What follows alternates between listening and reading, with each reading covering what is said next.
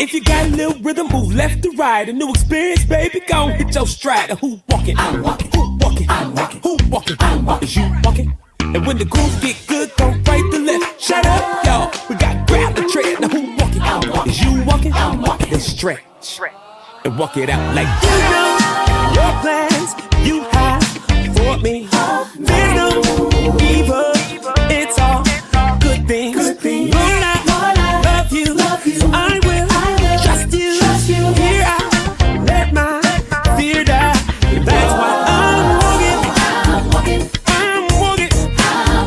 With my eyes can't get it right. They gon' be my guide. I'll follow through the trouble. When I don't understand, I will surrender to your plan for me. Clap your hands, everybody. I say the beat don't fail me now. Don't chase it. You ready? Somehow I walk. You know your plans you have for me. There's no evil. It's all good things. Lord, I love you. I will trust you. So here I let my fear die. That's why I'm walking. With my eyes can't get it right. They gon' be my guide. And even through the trouble. I don't understand. I'll relinquish all my plans. Good Lord, open up doors. Took me down a path I ain't never been before. Looking at the road, I don't see a lot of space. Guess I gotta drop my load, cause you're picking up the pace. Don't leave me to die, be by my side. I get a little anxious, please be my guide. I got my feet shot, I've been prepping for the moment I would get the green light. So if you see me, I'm rolling like feet. Don't fail me now.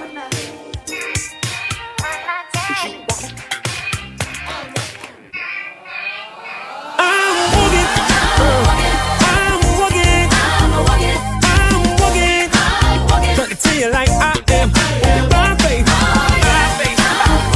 Lord, I'm walking. Anybody else going? Yeah, say I am. I'm walking. When my eyes can't get it right, will be my guide. Oh yeah, I'll follow. When I don't understand, I surrender to your plan for me.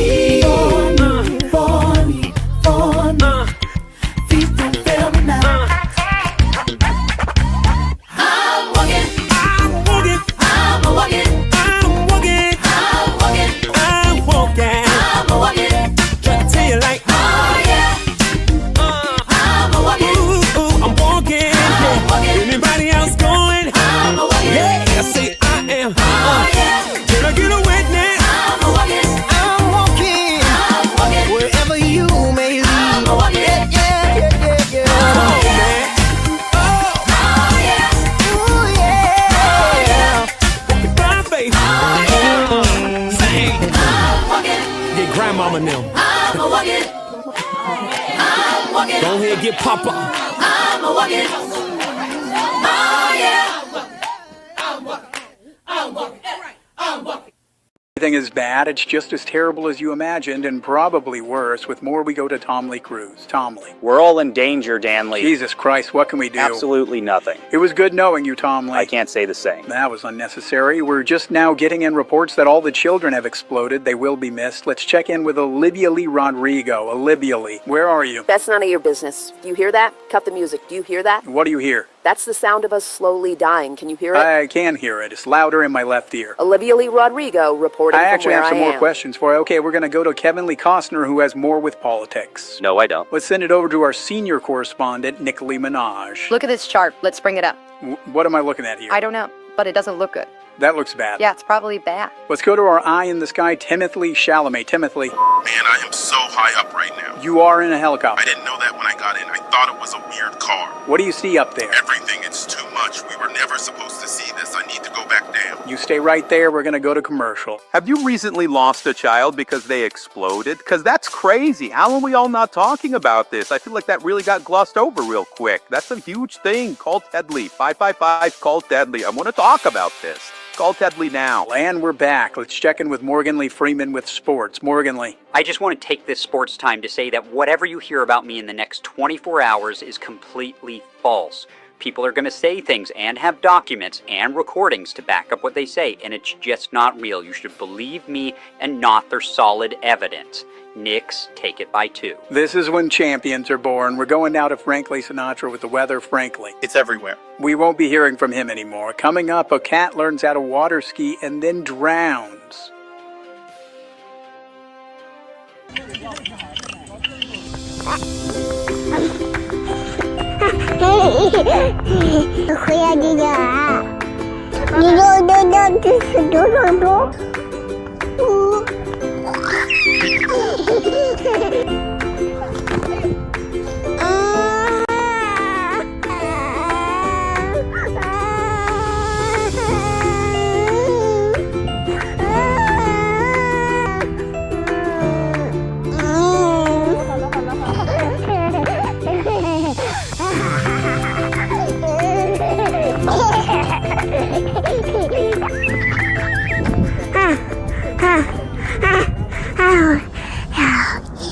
If you're as gifted as you say you are, sometimes the gifted gets gifts that don't make sense. God gave me a gift called denial. When I tried to get that building, I've been sitting there for years, and I went and walked around that building, prayed on the doorsteps of the building, preached in it with a hole in the ceiling. When I tried to buy the strip mall next to Forestdale, we stood in church. I got the keys, failed every inspection possible, lost every dime I had on my earnest money. He gifted me with failure. Only problem is, I didn't know it was a gift till it came time to negotiate this. Now I'm sitting in the room with this like, no, we need inspections. I want to make sure we do so-and-so. Let's put this right here in escrow. Let's make sure we do an amortization sheet for XYZ. And they looking at us like, what school you went to? Failure. I went to the school of hard knocks, majored in hell, trials, and tribulation, but graduated summa cum laude because I knew God, what he had for me, the devil couldn't take from me. I got spiritual intelligence to discern an obstacle from opposition. Obstacles develop you, opposition distracts you. I know what your next level look like. I'm gonna put something in your present that's gonna develop you for your future. But if you ain't got spiritual intelligence, you're gonna think it's a problem, not a present. Don't make me cry. And wonder why I feel the way I feel.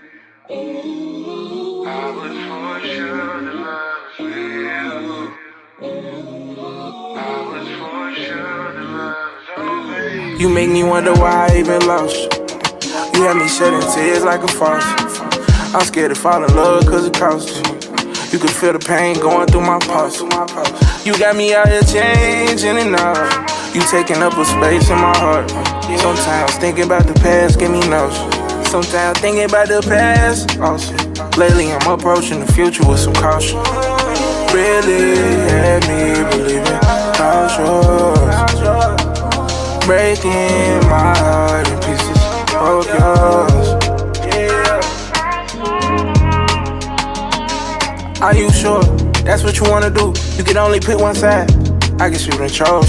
Made you number one, you didn't cross me too. One time is enough for me to cut you loose.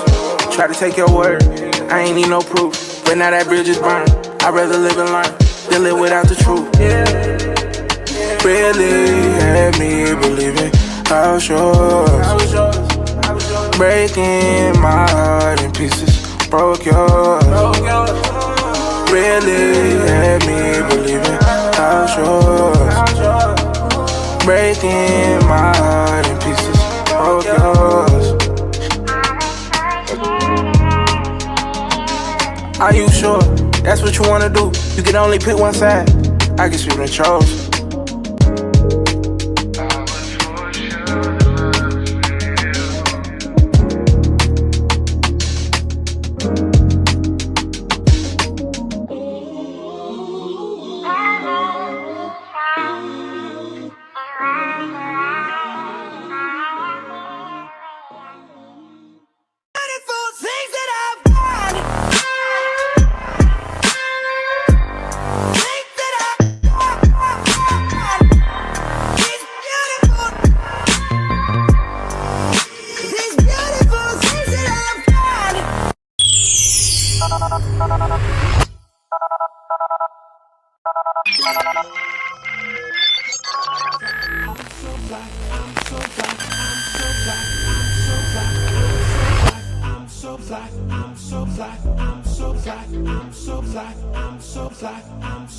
Good morning, good morning, good morning, everybody. What's up, y'all? What's up, y'all? Hope everybody's doing all right this morning. Hope everybody's doing fine. Hold on one second here so I can get on the camera. Hope everybody's doing all right this morning. Good morning to you. Good morning to yours. Good morning to everybody.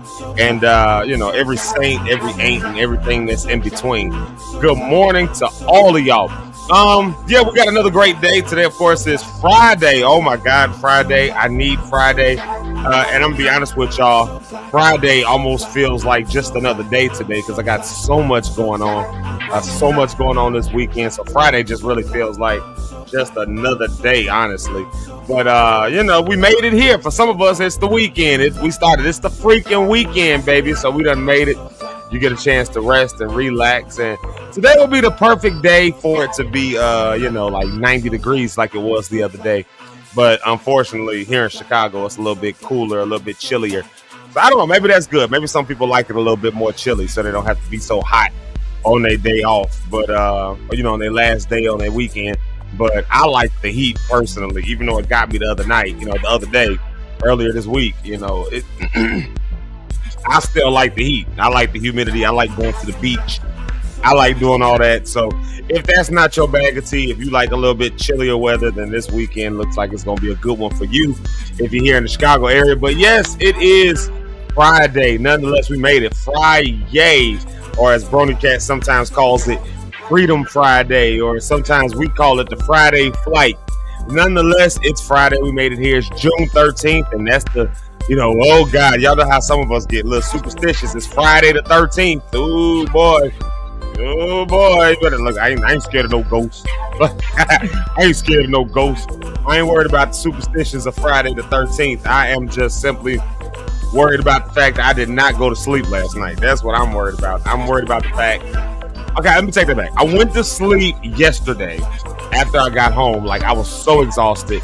I had to get my phone fixed, which, side note, shout out to that. I got my phone fixed. I should have put it on I got the front screen fixed. The back is still shattered. Yeah, hold on, let me see if I can show y'all real quick what it looked like. That's still the back. So I didn't have time to get the back done. He said it was going to take about 3.5 hours to do front and back. The front, I wanted to show y'all this yesterday. I didn't get a chance to. But the front of my screen, it was like auto-scrolling and stuff. It was just scrolling, like just scrolling.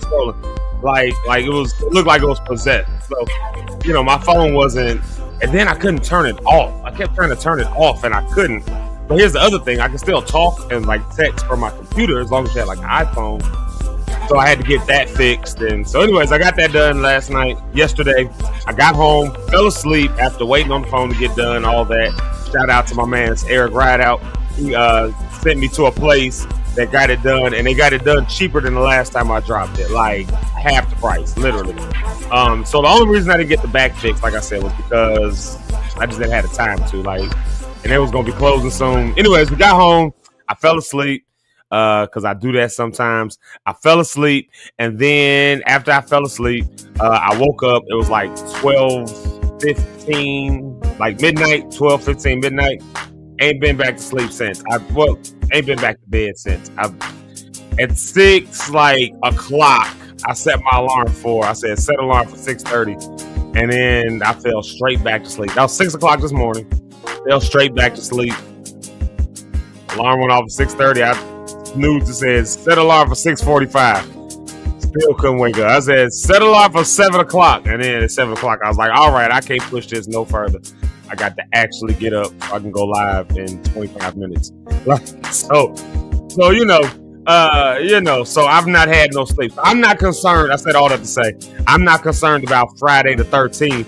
I'm concerned about Friday with no sleep. That's what I'm more concerned about, making it through this Friday, getting set up for all the stuff this weekend on no sleep, running on actual fumes. So that's my concern. I don't know about y'all. Y'all might be superstitious. I wonder, are y'all superstitious? Do y'all think something bad is gonna happen on Friday the 13th? Because I don't. I think something bad will happen on Thursday the 12th, Friday the 13th, and Saturday the 14th. But I also think something good will happen on Thursday the 12th, Friday the 13th and Saturday the 15th or 14th, or what comes after 13? Yeah, 14. Wow. Yeah, told you I ain't been to bed. So, so I'm saying like superstition and all that kind of stuff. We ain't worried about that. Anyways, welcome. Like I said, you're welcome. You're welcome. You're welcome. Welcome to Speak Live in the Morning, Friday the 13th. And we're talking about a good one today. I tell y'all every day it's a great way to start your day, and I mean it every day. And that's why I haven't changed my thoughts on that, which is why even though I tried to sleep in, I did not. So there you have it. I tried, but I didn't, because it's a great way to start your day. And today we're talking about our choices. We're just talking about choices, and that is bound to lead to some hilarious conversations. And so hopefully we'll send you into your weekend with some laughs and with some joy and with something to think about, because it has been a great week up until this point. And so hopefully today we'll leave you with some of that. I'm your host, Zeke Locke. We got my man Eric Rideout be coming to the stage shortly. We got I don't know if Rich is coming or not, because he's out of town. He might be on, he might not be on. I told him just pop in if you can, one of them kind of things. And then we got Rhonda on the rocks today. And I'll let them know right here on the air. I've not checked any text messages yet. So if y'all were texting anything, I've not seen none of that, because my phone was not working.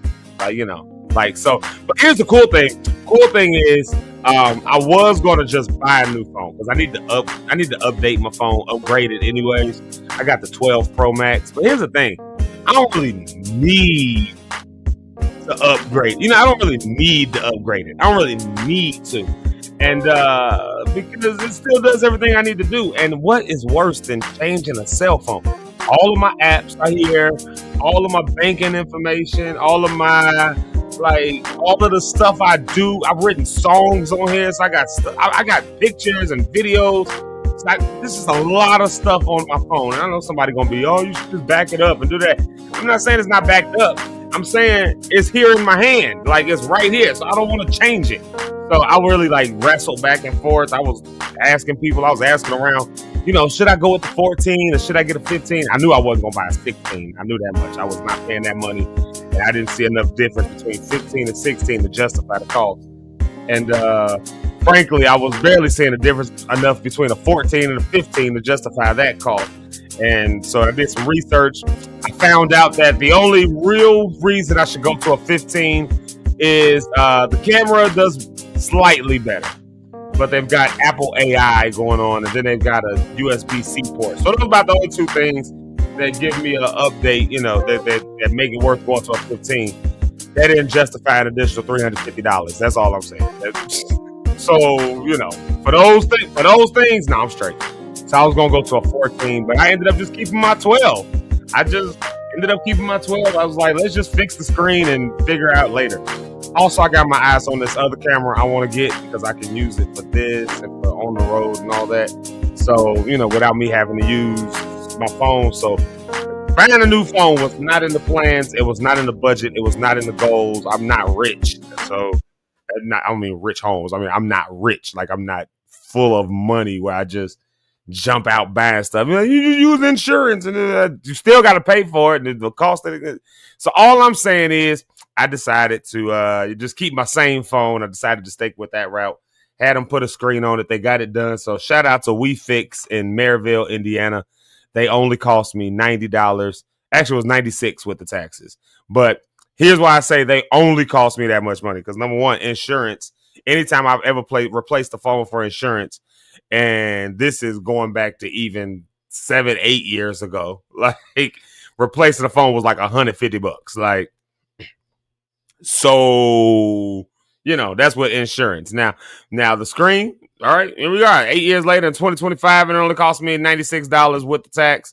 That's a better deal, because that's all that was there. So that was a better deal for me for that. And then, like I said, the other thing was, if I'm gonna pay that, I might as well just keep the same phone, keep my stuff, keep my information and everything that's right here.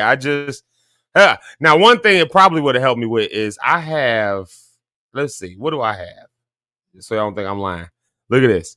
2,088 text messages that still need to be checked with 345 missed calls. That's my that at least those would have looked like zero if I would have got a new phone, and maybe that's worse than $350. So, shout out to WeFix. They've at least fixed my phone. I got that back down in Maryville. Eric put me on to them, and I went yesterday. I left the office. It was so bad I had to leave the office. Like, I had some stuff I had to get done at the office, and then I legit had to leave because my phone. I'm trying to talk to people.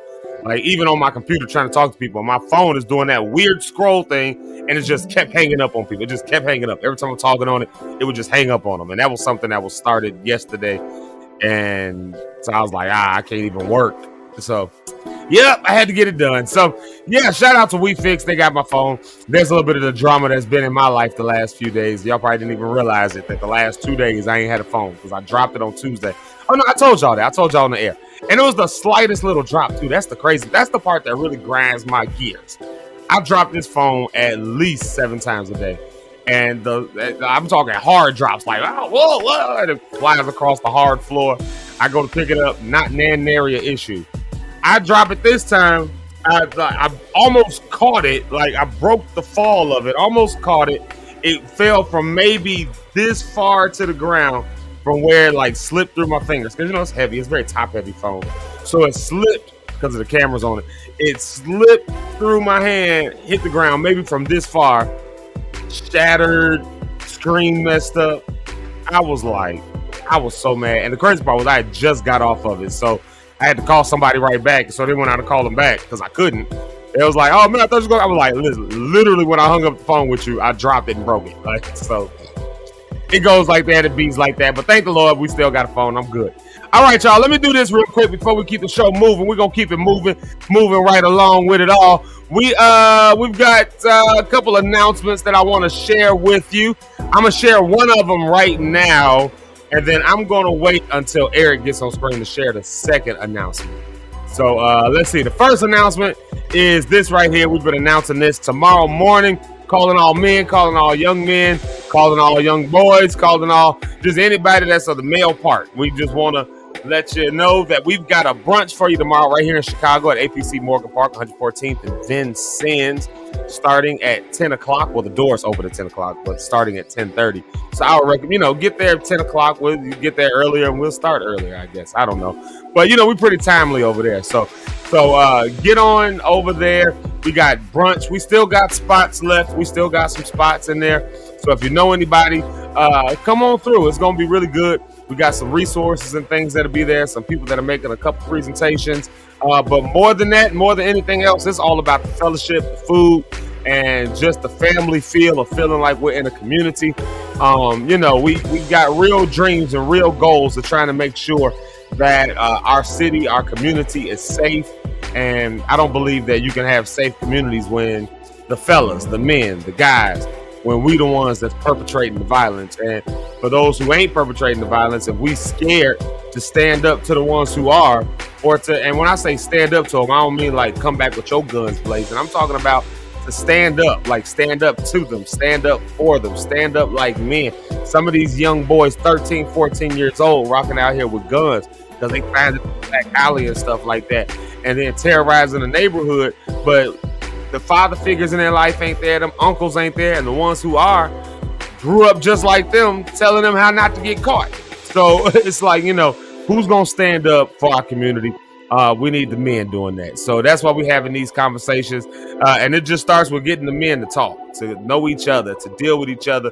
And I want to know, I got questions. I want to know from certain men. I told some of the ladies at the church, I was like, your husband don't go here. Why your husband don't go? Like, tell them to come to this thing. Like, I got questions. I want to know, like, why you don't go to church? Why you don't want to come here? Why you don't get involved with stuff? Not because I'm trying to like point a finger or anything. I legitimately just want to know, like, we clearly got something that's not going on correct. So, we want to, so that we can be stronger together. We can grow together. And that's really the goal behind tomorrow's brunch. So let me throw that on the flyer.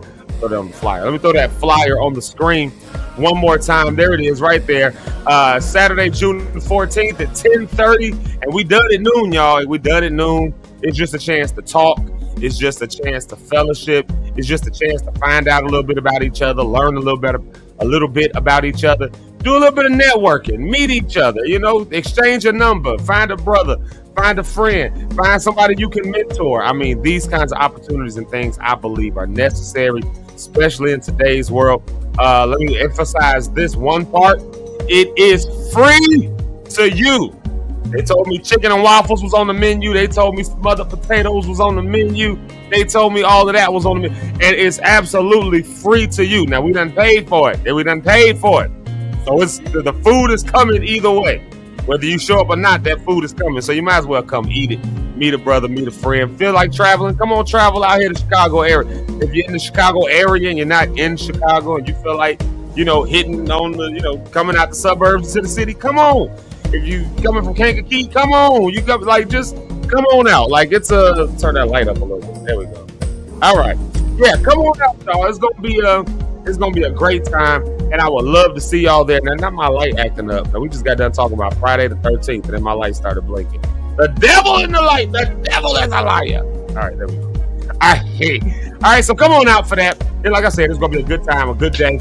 And I really would hope to see y'all there. And if you know anybody, come on through. So there it is, one more time on the flyer. Let us. Okay, this light doing the blinky thing. I don't know. I'm about to take this back to Best Buy, I think. I gotta shorten the cord. Oh, we're gonna blame it on Friday the 13th. That's what we're gonna do. We're gonna blame it on Friday the 13th. All right, y'all. Let's do this. Let's welcome to the stage my man's, my friend, my homie, my brother, the one and only. Y'all know him as Eric. I know him as Bishop Eric Rideout. Y'all welcome him. Here he is. Here he is right here, but you got to give the Bishop that music. You got to give the Bishop songs that make sense for him. So y'all go ahead, welcome the Bishop right here. I was born by the blood of Jesus Christ. Oh, we got to bring the Bishop up to the Holy Ghost. We gotta find another song. We gotta bring the bishops up to the Holy Ghost. We gotta. No, we gotta. Here you go, right here. Here go one. Yeah, we can't do that one. How about that track? Is that a little better? No, that's cool, but that last one, I don't know what it is, man. That joint. And I was sitting here before I came on, and my microphone literally just broke. Oh wow! That thing that Oh, yeah. Friday the 13th. I ain't thinking about that, but right, weird stuff. But it is what it is. Can you hear me? Yeah, I hear you. All right. We go. Is that on a what's that? A shock mount that is on? Yep. And the shock mount broke. Ooh. Yeah, I'm gonna have to just order. I'm ordering new stuff anyway. So yeah, you can get if you order. They're not that expensive online. Yeah, they got some ones that ain't super expensive. I'm gonna order one today as soon as we get off. I'm gonna order one. I was gonna say, what we doing? The one I had that was actually one of my favorite ones. I got it on Temu years ago. That little black one I used to have. Mm-hmm. Things started stretching out, and then I had to. So it did. I mean, but it lasted longer than it probably should have. I got the thing for like $2 on Temu, and shock mounts could be like $150. I got that one for $2 on Temu.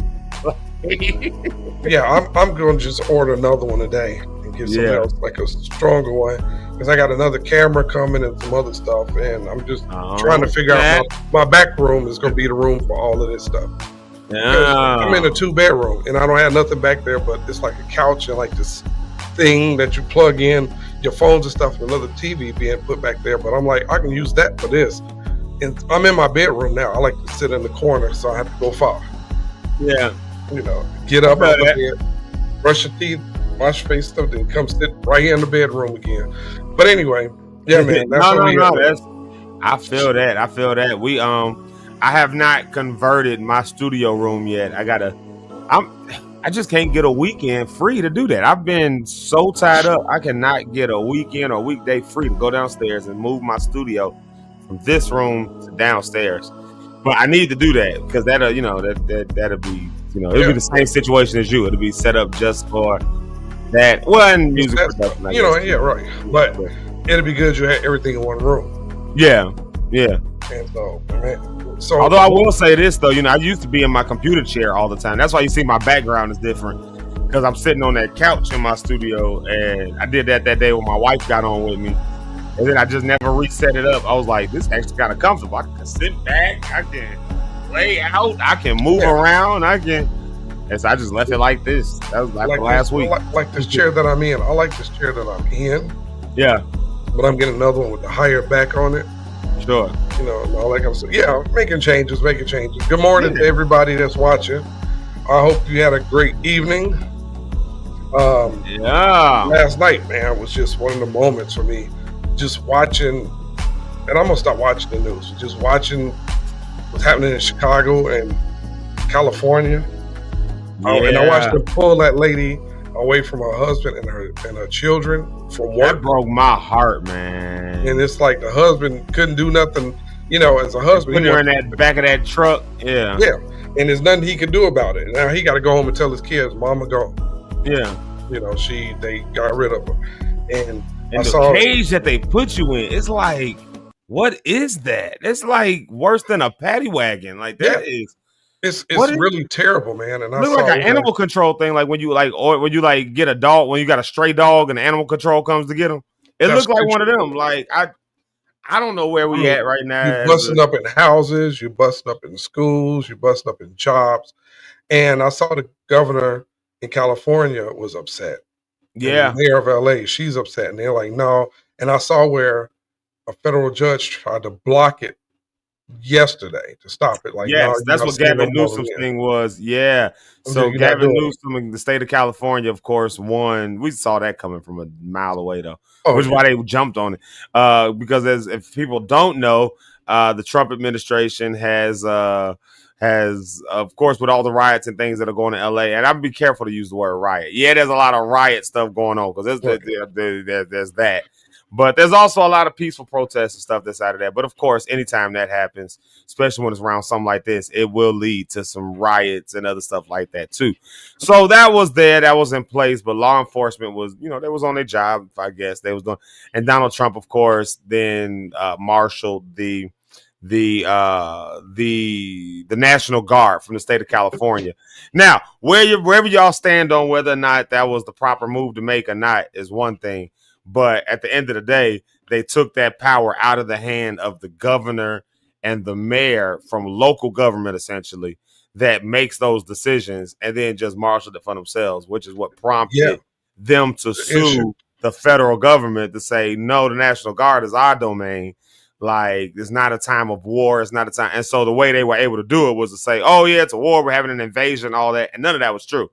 Like, these riots and protests are in direct response to the decisions the federal government is making. So when all that was happening, that was a thing. And then yesterday, of course, Kristi Noem was in there, just whatever she was doing. And then Alex Padilla goes in, who is the senator, one of the senators for the state of California. He goes, sitting senator, not like a former senator or a senator-elect. He's the got escorted up. Yeah, they took him up out of there. Took him up out of there, handcuffed him, laid him out, all that. So the federal judge now has blocked that from and he's mad at that judge too. He's mad, of course. But you're sorry, sir. You still, regardless of how much you feel, there are still laws that govern it. And you know what? I told somebody today, as soon as these years are over, and hopefully, when this guy's gone, and it's gonna take a lot of restructuring to get people back normal. Oh yeah.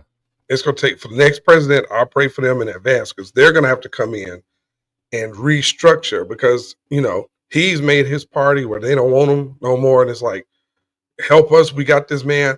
And I watched that woman yesterday, that Mexican woman who like, yeah, Trump, we love you. He hugging her, rubbing her shoulders. And then now she on news. He tricked us.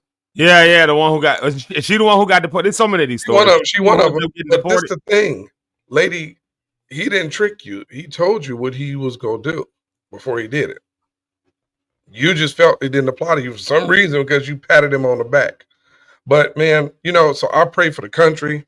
This is just a prelim to end time type of things. Well, here's the deal right here.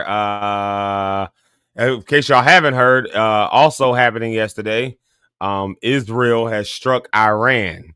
So, of course, now every president, including Donald Trump, has been like, don't do that. Don't do that. Don't do it. And because the United States of America is a sworn ally to Israel, now the U.S. is going to have to the U.S. in the war. Yep. And that's another thing too.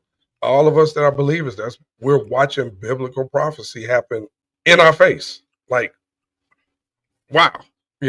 So hey, pray for your leaders, pray for the government. Yeah, he gets on our nerves, but pray that this man don't do something stupid with his irrational self and just say, I'm just gonna blow up. Like that time that dude I said ain't he gonna do sat that. there Yeah. and just shot stuff. He said, "Oh, I just want, didn't get no clearance, just shot stuff, missiles out."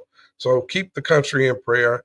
Keep those people in California, and then it's happening right here in Chicago. They're doing it here in Chicago. We were grabbing people. It's the same situation, and I've always said after he gets rid of them, who's next? Yeah, Which rich race is next after this? Because let's look at it. Yeah. They're scrubbing everybody out of history. Well, I think that this Israel-Iran situation could get a little sticky down the line. Like this is, I've not done enough research in it just yet, but Israel has done strikes. I mean, if you just type in Israel-Iran on Google, they did them yesterday. Yeah. Last night their time, and so they were striking nuclear facilities and all that. Iran, of course, has said your strikes are a declaration of war. So, I think Israel has the stronger military, but Iran got the nukes. And that's what they said they did, but that's what everyone doesn't want is Iran to do something that is religious based with some nuclears. And so, at the end of the day, this is what I think is going to ultimately happen. This is what I ultimately think is going to happen. I think everything's going to end up working out okay. But I think it's going to be a really rocky road there. I don't know. I was not fearful when this second term of Trump came. I wasn't fearful. I was like, God, we got to deal with this ish again. I was that way, but I was not fearful. I wasn't fearful. In my mind, it just seemed like this was going to be the last gasp of air for a group of people who the history books will now write off as, who the history books 10 years from now going to write off as, I don't know, horrible racist and the elitist, actually elitist, users. There's gonna be a whole bunch of people when you come so I come from Kankakee, right? Y'all know I come from Kankakee, Hopkins Park. Right. I work with a lot of when I was in the corporate world, all that. I worked with a lot of people who I'm sure were Trump. They've Trump voted. I'm sure they did it. When Trump run the first time, I was already gone by then. But I'm sure they did because that was just the nature of Kankakee. That was the nature of it. But I'll tell you one thing that's also the nature of Kankakee. At the end of the day, folks in that area around there are more so concerned about everyday stuff. And so what they see in somebody like a Donald Trump, this is why I can understand certain people. I can get it because what they hearing is something that they think is going to make them better. And is going to make their economic way better. And one thing about them people also, though, when they turn on you, they turn on you. When they stop rocking with you, they stop rocking with you. And if they stop rocking with Trump, it's maybe a good indicator of where people's minds might be going in terms of that. So then when they look back and they take a step back, because a place like Kankakee is black folks, white folks, is you meeting some of everybody. So you can't really be excluded from any race that's there because it's a small town.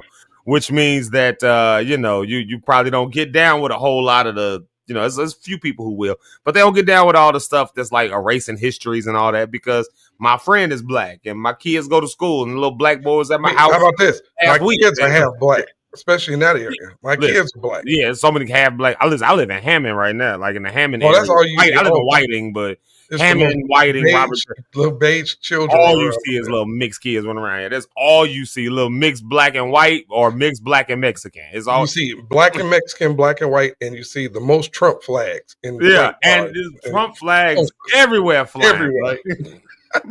So what I'm saying is they're not coming from it from a racist standpoint. They really honestly believe in this man. And if they feel like he not going, if they start feeling like they're not getting that.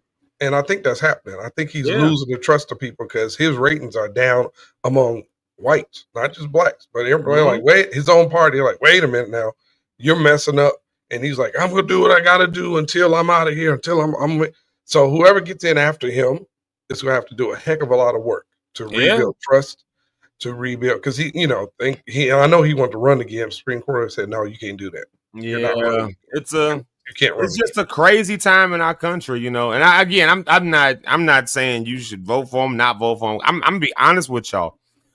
I really honestly could not care less. I really honestly think that this might be just the time of period in life where, in order to get to the sweet by and by, You just gotta go through letting this dumbness be dumb. Yeah, you just doing. gotta let dumbness be dumb, and then like people will sort it out from there.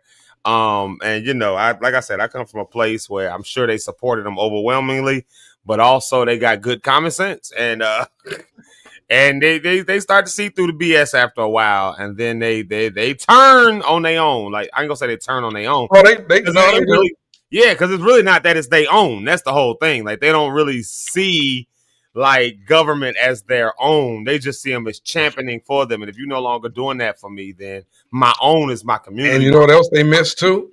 Is that you're not, he don't look at them the way they look at him.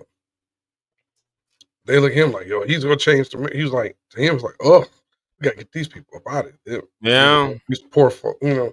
So y'all, on a lighter note, you know, pray for our country that God does something and does what he's gonna do and straighten all this out.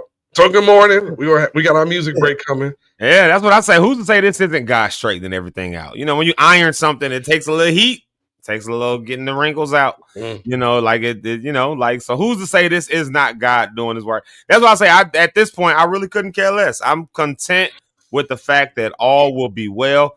And you know, I'm starting to feel like this little thing of, hey, I'm Zeke Locke. I can go anywhere in the world and be all right. So like if this all goes to hell, then I'd go to Norway or something. I go to, you know, I get back over to Kenya. I was already looking at some land. I go to.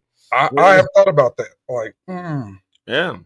I'm like, you know, old Canada. I'm learning the song. You know, right over the bridge, so I can just hop right on 94. We can drop straight on in there. Yeah. I would never go there. But I'm thinking about it. Yeah, yeah. What we got for the people today? Let's see. So of course we just talking about. I stole Rich's line for the title today. I said life is choice driven. He ain't gonna be able to say it when he come on. I even put it in the tagline, the description. I was like, in the words of Pastor Rich Holmes, life is choice driven. You'll live and die by the choices you choose to make. Choose life. So we just talking, you know, just maybe sharing some stories and stuff, or some choices we made and all this other kind of stuff. For instance, we're talking about where we are as a country right now. Well, that's the choice we made. So that's what, you know, so at the end of the day, like, more people said put him in office, and now he's in office. What you wanted. So yeah, so whether you mad or not, whether you happy or not, life is choice driven. Some people are happy, some people are upset, but at the end of the day, this could be a good conversation too, because choice driven. I'll get to it after we come back from music break, because I was watching a Karen yesterday who spit in this black girl's face and got the butt whooping of life and was crying. Was that big hotel? Oh yeah. Oh yeah. And it's like how do you? That was a choice. That was the response of your choice. It's like how are you surprised? It's like grabbing a snake and he bites you and you get poisoned. You're like, oh, how did that happen? Right. Grab a snake. It's like dumb choice. I seen one at a bank. Same thing. A Karen. Yeah, I saw that. We was at Karen, and she was all up in her stuff, and she touched that lady, grabbed her, took her, dragged her to her, trying to get off. This is what they don't get. You assaulted me. Like, no, he didn't. No, she didn't. This is what they don't get. This is not 1920, 1890. You can't grab none of us and think it's gonna be all right. You gonna get hurt. Right. We still fighting for Emmett Till at this point. Like we doing what our grandparents couldn't do. That's what we doing. Like you not. It's not gonna be the same for you. Just like when the Klan did a march a few weeks ago. I forgot where it was, and the hood pulled up and ran them up out of there. Like, you getting up out of here, and a bunch of us showed up, and RENs, real ends, showed up, and with their guns and their sticks, like, you not coming through here. We go, and they charged them, and all you saw was the Klan and them flags running, trying to get in their trucks to get up out of there. Like, this ain't that. This ain't that. Yeah. Don't forget, we'll pull out some white chairs on you in a heartbeat. Listen, that's why that moment was such a good moment in Black history. I don't think people understand how much of a moment that was in Black history. The Alabama Brawl. The great Alabama Brawl. That was, if you see a black dude throw a hat in the air, just those folding chairs, the swimmers. They said black folks couldn't swim. We got niggas swimming now, swimming across. That dude swam, but you know, they said that was the bat signal for black folk. He threw that hat up, and it's just like the community came together, boy. Male and female, and everybody got that work. The only thing that was real funny, I know we gotta go to music. That one black dude hit that lady in the head with the jail like she ain't do nothing. She was standing there. He popped her head and knocked her out. Right? But then when I saw that black girl whoop that woman and throw her off in the water, did you see it? The black girl. She took her and they went on and the other she just dumped through on off the side. Black folks was whooping tail that day outside. Like, y'all ain't doing this. We stuck together. And you know, I can't lie to you. I was smiling and laughing and proud at the same time. Yeah, I'm not one for violence. I'm not one to say let's do violence. I'm not one to say but my dad, on the other hand, he's one who will say sometimes the only way to get to people is you got to beat them within an inch of their life before they understand what you was trying to tell them the whole time. So man, look. Hey, so y'all tune in, share this, because we got a good topic of life is choice driven. So share some life decisions you made that were either great or bad, you know, good or bad, that affected you in a positive way or affected other people because our decisions affect others connected to us. Yeah. So what we got music? What we got, Zeke? Let's see here. You know what? We just been standing out over this brother all week, so we might as well just keep that energy alive. Let's start with our good friend, man. You haven't played your other favorite song in a while either. Which one? I played it yesterday. No. The girl. Blessings on me. Oh, I sure have it. You want to hear that today? I'll play it. Yeah, let's do it. I got it. Yeah. I bet. Okay, so matter of fact, that's a good lineup. I'll play the live versions of each one of those songs. How about that? That's a good lineup. Yeah, because they both did them live, like at like these cool events. I see Rhonda ready. Ready. Here's the question: if I can find it, So y'all, please share this. We want to talk about choices today. Choices have you made that you either regret or that you're proud of, or what decisions have you made that affected people around you, whether positively, or is that a word? Yeah. Or negative. You know, how you say something, it sounded right coming out. Right. It's like just like a word people say that's not a word is irregardless. It's not a word. Yeah.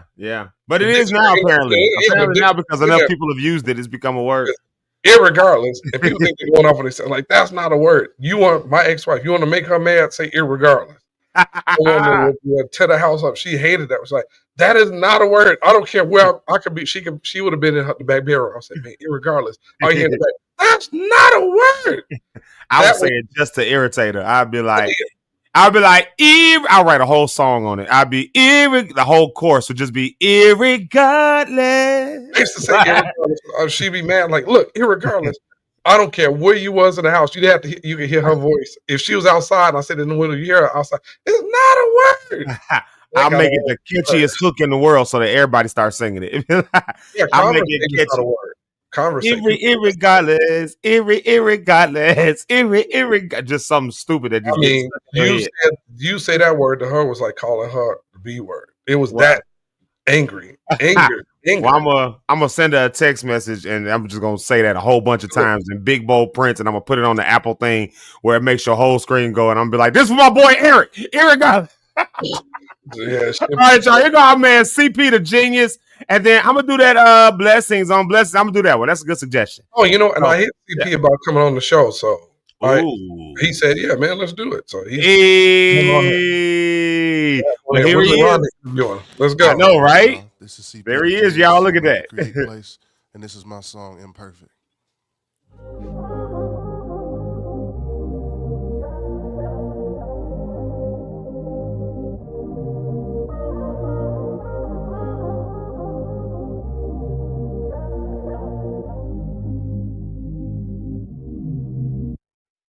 What am I to do? Sad to say it, but sometimes I fight the truth. I gotta do better about making time for you. I know you get fed up, baby, hearing all my excuses. And I make it hard to forget when I miss a date night or two. Just cause I'm locked in, working late nights in the stew. Justify it, saying I'm trying to make sacrifices for you. Having you crying inside, I'm fighting, picking the right thing to do.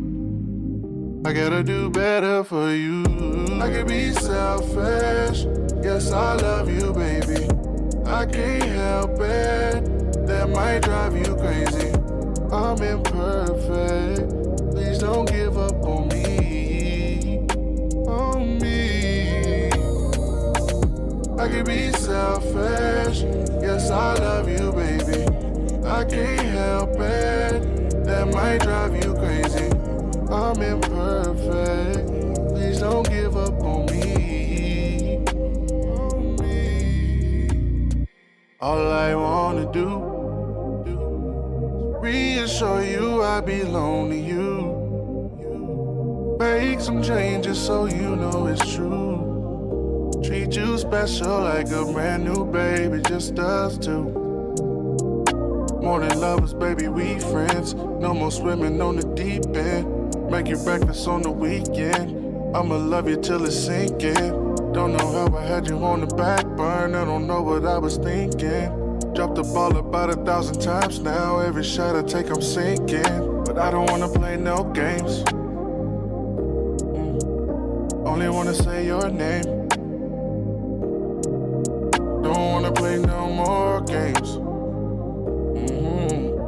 Only wanna say your name. I can be selfish. Yes, I love you, baby. I can't help it. That might drive you crazy. I'm imperfect. Please don't give up on me. On me. I can be selfish. Yes, I love you, baby. I can't help it. That might drive you crazy. I'm imperfect. Please don't give up on me.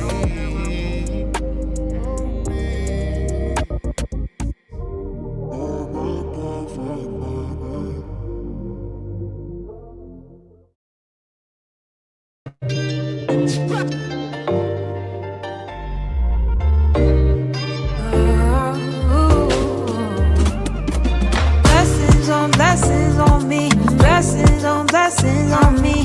Everywhere I go, they'll be. Everywhere I go, they'll be. Blessings on me, blessings on me. Everywhere I go, they'll be. Everywhere I go, I can feel it. I can feel it. See His blessings all around me in every season, and I'm more than grateful. In the good times, in the bad times, oh, I count them, 'cause I know they're never stopping, and I know God is for me. His love, His love, His love all around me. He gives me more than I need. He makes my life oh so sweet. He makes my heart feel so free. Yeah. Blessings on me, blessings on me. Everywhere I go, they'll be. Everywhere I go, they'll be. Blessings on me, blessings on me. Everywhere I go, they'll be. Everywhere I go, I can feel it. I can feel it. I can see your blessings, and everything I do is like I'm special, yeah. You're the one that I run to when it's ghetto, yeah. I can be your blessings, but you take my life and make it better, yeah. Never giving me more than I can handle, but still providing everyone of my needs. And I'm living in your blessings, covered in your holy, no more stressing, yeah. On you I have dependence, sticking to your word, so I live in your blessings. Blessings on me, blessings on me. Everywhere I go, they'll be. Everywhere I go, they'll be. Blessings on me, blessings on me. Everywhere I go, they'll be. Everywhere I go, I can feel it. Blessings and blessings and blessings on me. Blessings on me.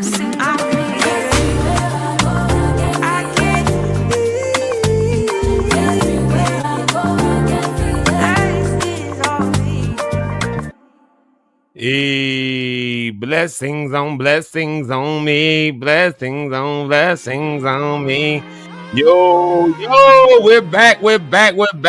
That was our new friend of the show, CP the Genius and Teresa Fondo, with two of the songs that we've been fanning out over, and we really love both of those. That was a good suggestion, Eric. Yeah, thank you for that suggestion. That was man, a good one. I like that. Yeah. And on the break, I read something. I don't know if you saw this. There was a 15-year-old Ethiopian boy that created soap that treats skin cancer. Oh. He's been named, I saw that online, and then I saw something else that was interesting. That there's a 21-year-old black guy in New York who's the first person to be cured of sickle cell. Yeah, I saw that one. Yeah, that's we've definitely been tracking that story in this household. That's crazy. I know my wife. For those who don't know, my wife struggles and suffers with. I don't know if I want to use the word struggles and suffers. That might not be the right word to use, but it impacts our household very greatly, should I say, with sickle cell disease. And so tracking different cures that come up, tracking cures and all these different things. Yeah, it's a real thing. And one of the benefits of being in Chicago, we're right near UIC, which is actually one of the top research universities for sickle cell, specifically for sickle cell. So there's, benefit of that is there's a lot of good doctors for a lot of good hematologists who deal with sickle cell, like in the Chicago area, because some of them were trained at UIC or came through there on some place. We were just talking about a couple doctors. We don't know where they at now that we used to have way back. Dr. A, I can't remember Dr. A's name. We just called her Dr. A. And she was like, cool, that was our girl. She was great. And then we had this other doctor. His name was Dr. Mister. I forget Dr. Mister's first name. His name was Dr. Mister. He was a black dude. Dr. A was like I think she was Persian, like Iranian or something like that. I might be making that up, but I think she was like Persian descent. Like, but she knew sickle cell. Like, she understood she came from UIC. Like, and she was a great doctor. And then Dr. Mister, they were part of these team of hospitalists at Riverside Hospital in Kankakee. Dr. Mister, he was a black dude, like a little tall black dude, and he was like, he knew his stuff, man. He was like, Mister. That's right. I know, Mister. Right, Mister. Right. Before he was a doctor, he was just Mister. Like a friend of mine, her name is Rochelle Mann. So, shout out to Rochelle. They call her Mrs. Mann. It's like Miss What's Mann. up, Miss Mann? Like, she's become Mann. Like, shut up. Like, it's your name. But man, that's good that you guys build. When you build a relationship with a good doctor, somebody that you trust. The problem was that then the Riverside Hospital in Kankakee, I'll go on air and say this because I have no intention of ever going there. F them. I said F them. Like, I won't cuss. I won't say the actual word, but F them. They got rid of that team of hospitalists and all that stuff, and everything started getting really worse for her after that. But it started getting really bad for her with sickle cell. It was more about the money and all that stuff. But Dr. Mister was a black dude, so like the ability to like talk to him like on that level, because he would come in the room and he wouldn't do the code switching. Once they get to know her, she in there so much. Then they start getting real cool. And so, it was cool to be able to relate on that level. And then we had this one other doctor, and she had Tourette's. And I don't mean to laugh at this, but Eric! I didn't mean to. It's the way you said. Because I'm like, well, here's the thing. It caught us off guard too when we first met her. Like, she had like this tick. Eric! I'm laughing because I don't know what you're gonna say. I don't want to laugh. No, listen, it caught us off guard because she had this thing. All right, I swear to God, I'm not gonna make fun of people with Tourette's syndrome. Oh no, not at all. I just want y'all to understand that when you in the hospital and a doctor comes in and they be talking, like explaining, and she was like Caribbean descent. So she had like a really heavy accent. She was really good, though. Don't get me wrong. She was great. I don't even remember her name because right after we started dealing with her, that's when Riverside F them. That's when they started, unless they want to give me some sponsorship dollars, then it's a little bit less harsh on the F them. Then it's just to hell with them after that. But right now it's F them. Like, because they made my wife upset. Right. But she had this tick, and so she would come in and like she'd be talking, and she had this very heavy accent, and it was very, we need to look at it. So you have it, and she would just bust out like that, like that, like it was like a noise like that. It would just like run back, and we was like, it was like. So the first time we saw her, she didn't give us no warning, no announcement, no, hey y'all, just so you know, I got Tourette's, I got this sick that happens. Yeah, it was like. Like one of them, it was like, and she would be like just talking like just normal, and that would just bust in the middle of it, and then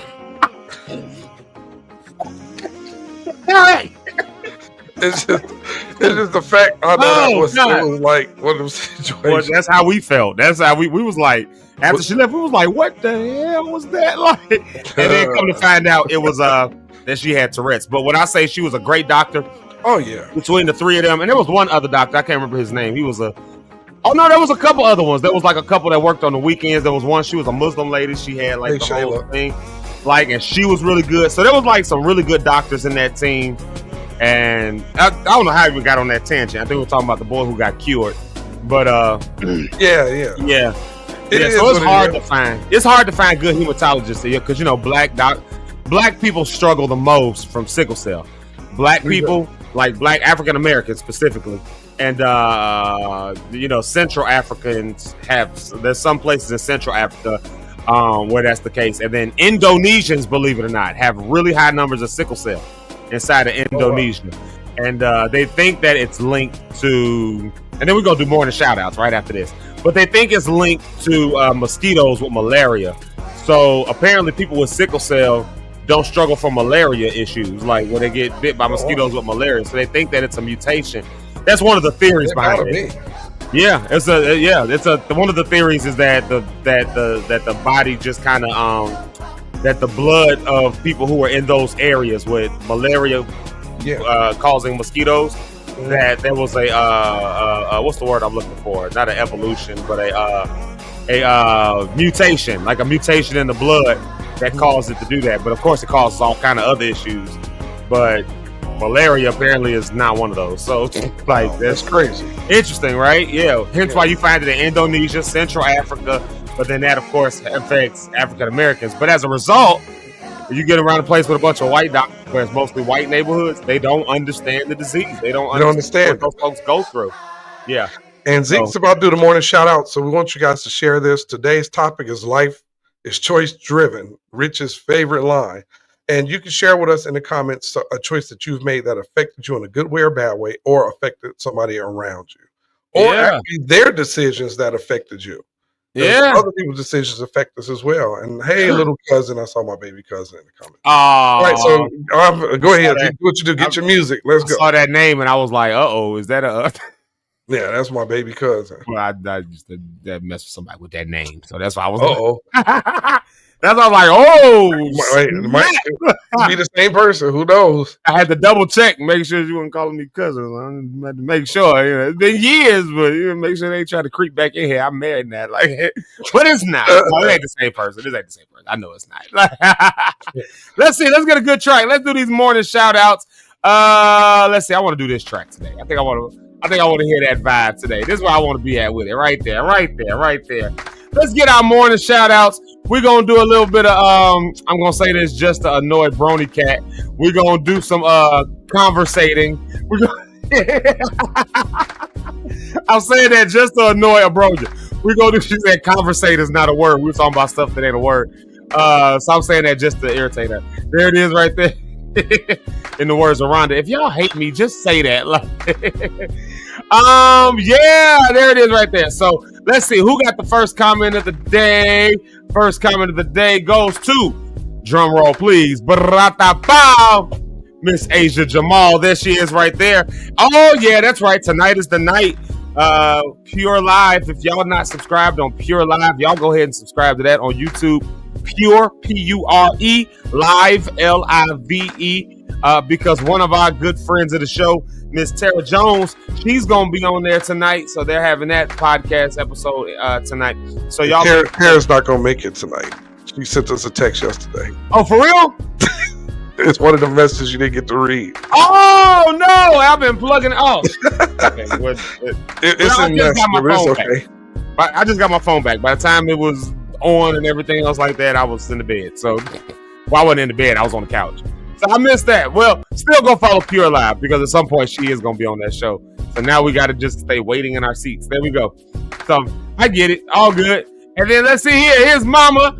There she is right there, Miss Sharon Staten. She said, good morning, fam. Peace and blessings to us all. That's right. Peace and blessings. We going to take it. And here's Brony Cat. She said, conversate is not a word. But before she said that, she said, good morning, Lock Stars. Oh, here's the name. Sometimes it's Freedom Friday. Today is Fantastic Friday. I love it. And there's the church announcement, lady announcement right there. She says, welcome Zeke Live in the Morning with Zeke. Welcome to Zeke Live in the Morning with Zeke Locke and co-host Eric Rideout, Rich Holmes, and Rhonda on the Rocks. Grab a drink and let's dive into this conversation. I should have said, let's conversate with this conversation. But she would have got mad at me, so I ain't gonna say that. So, even though I just said it. All right, here we are right here. Miss Victoria, what's up, Vicky? Blessings, my brother, and blessings to you. Good to see you today. Love you, and peace and blessings to you as well. And then look who it is. It's my dog, my homie, Smith Baptiste. Y'all heard us talking about the story about that time when we were on the way to Jacksonville, and we got pulled up in the back of a dark alley. Yeah, that's my guy right there, Smith Baptiste. That is Smith who tried to get his tongue back in the woods. Who brought us into that dark alley in the backwoods of southern Georgia in the middle of the night so he could change drivers with Fred. So God rest Fred's soul. We miss him dearly. You know what I was listening to last night, E? Because I can hear Fred's voice so clear on it, and it makes me not even want to redo the song, honestly. But the song I wrote, Lift Him Up. You remember that song, Lift Him Up? Oh, yeah. And we all like kind of came up with it, you know, in rehearsal. The band kind of did, like, I just had like this idea in my mind and all that, and we recorded it in studio, and I can hear Fred's voice so clear. Maybe, I don't know if anybody else can, but for me, I can hear his voice so clear on that tenor note. And so sometimes when I'm thinking about Fred, I'll just play that song, and I hadn't listened to it in a while. And we were driving back from Maryville yesterday, back to the city, after getting my phone fixed, and I played that song. It was, you know, I had my phone back, so I played that song, and I could hear Fred's voice so clear. So we miss Fred dearly. Y'all didn't get a chance to know Fred here, all y'all Lock stars, but when I say he was one of the dopest people, one of the kindest, most giving people, just one of the kindest, most giving people you could ever meet. So, you know, Fred was a big dude too. He was a big dude. That was Big Fred. We ain't talking about Fred Hammond. We talking about Big Fred, our Fred. I'm 6'3". Fred had 2 inches on me, was just big, like solid, just big. But you know, he had the dreadlocks. He always had his dreads done real nice. But like, just if we was going somewhere, Fred was there. If we was driving across the country, Fred was like, I'll drive, because he was a bus driver and a truck driver. And so when he would drive, then he'd be like, no, I want to perform too. Like literally, we were doing like these turnaround trips. Fred would drive us there, get on stage and perform. We'd be like, Fred, we try to get you a hotel room so you can rest. He was like, no, I want to perform. Then he'd perform and then drive us home. So between him and Smith, they were always driving and stuff like that. But Smith, we always tell that story when we pulled up in them back alley behind that warehouse. Hey Smith, man, where you got us, bro? He was like, what the? And it was like a gas station right across the street. Right. The street just stopped out in the open. He went back and up the street and back behind the building. Like, why are you back right? Well, what the? You finna kill us? Like, what in the world? Like, you don't be pulling us back here to do no. All right, there that is. Shout out to Rhonda on the Rocks. There she is. She's gonna be. Matter of fact, as I'm saying, she's gonna be with us. I'm watching her come into the background. So there's Miss Rhonda on the Rocks. She'll be here in a moment. So you know, y'all make sure y'all following the Rhonda on the Rocks podcast. That was crazy that I was saying her name and she came on. That's what happened the other day when she was doing her clothes. No, you got her again though yesterday. You put her on the screen the other day. She's like, "Wow, that was fast. You didn't give her no warning." Yeah. You know, sometimes it just works out. There you go. That's how it happened with CP the Genius when he came on. She was doing her closing thoughts. We was like, CP the Genius, if you hear this, and as soon as she said that, he came in. We was like, oh my God, he's here. So we fanned out hardcore. So Eugene Baker, what's up? What's cracking? Yo, y'all, it's a good topic. Yeah, this choice-driven topic. This is gonna be a good one right here. This is gonna be a good. Let's share some. I want to hear some funny stories around it because you know. We can tell some stories around some negative stuff, but yeah, this makes for a good weekend conversation. And shout out to Joseph Hoover. Shout out, yeah, we love you and thank you. I see the praying hands, which I don't know if those are praying hands or if that's a high five, but either way it goes, we accept it. So shout out to Joseph Hoover. Thank you for being here this morning. Here's our girl, Miss Jamaica Lachey. We love her and we rocks with her. Y'all know we play her song all the time. Matter of fact, I think I'm gonna play her song during the break. I'm gonna play who you wait, I missed that. Jamaica Lachey. Never heard of him. I knew you said that. I got him, Jamaica. I caught it as soon as it left my lips. As soon as I said Jamaica Lachey, he like, never heard of her. Never heard. Got me. All right, so there it is, right there. Marcus, DJ Red, so Marcus and Jamaica be coming on at the same time. I think they be waking up next to each other, just logging on, like, hey, you logged in, babe? Hey, you logged in, babe? And I think that's what be happening because they always come in about the same time. But Red be giving us some dope stuff in the morning too. He said, "Good morning, good people. It's the weekend, and you're so fly. Catch a vibe with Zeke live in the morning." Since he said we so fly, let me switch it up real quick. Since he said we so fly, let's do the last bit of the morning shout outs with that track playing in the background.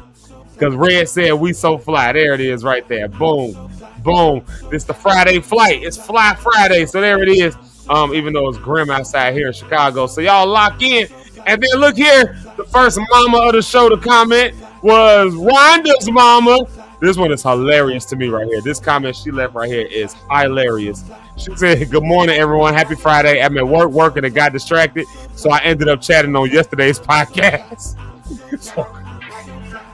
So that means she just on the replay yesterday, just commenting with like it's live. It's funny, man. That's funny.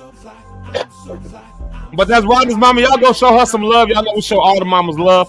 And there goes my auntie, my Aunt Regina. Y'all go show her some love too. She's here. Shout out to Auntie Regina. And look here, Miss Karen Matthews. What's up? Welcome to the show. Welcome.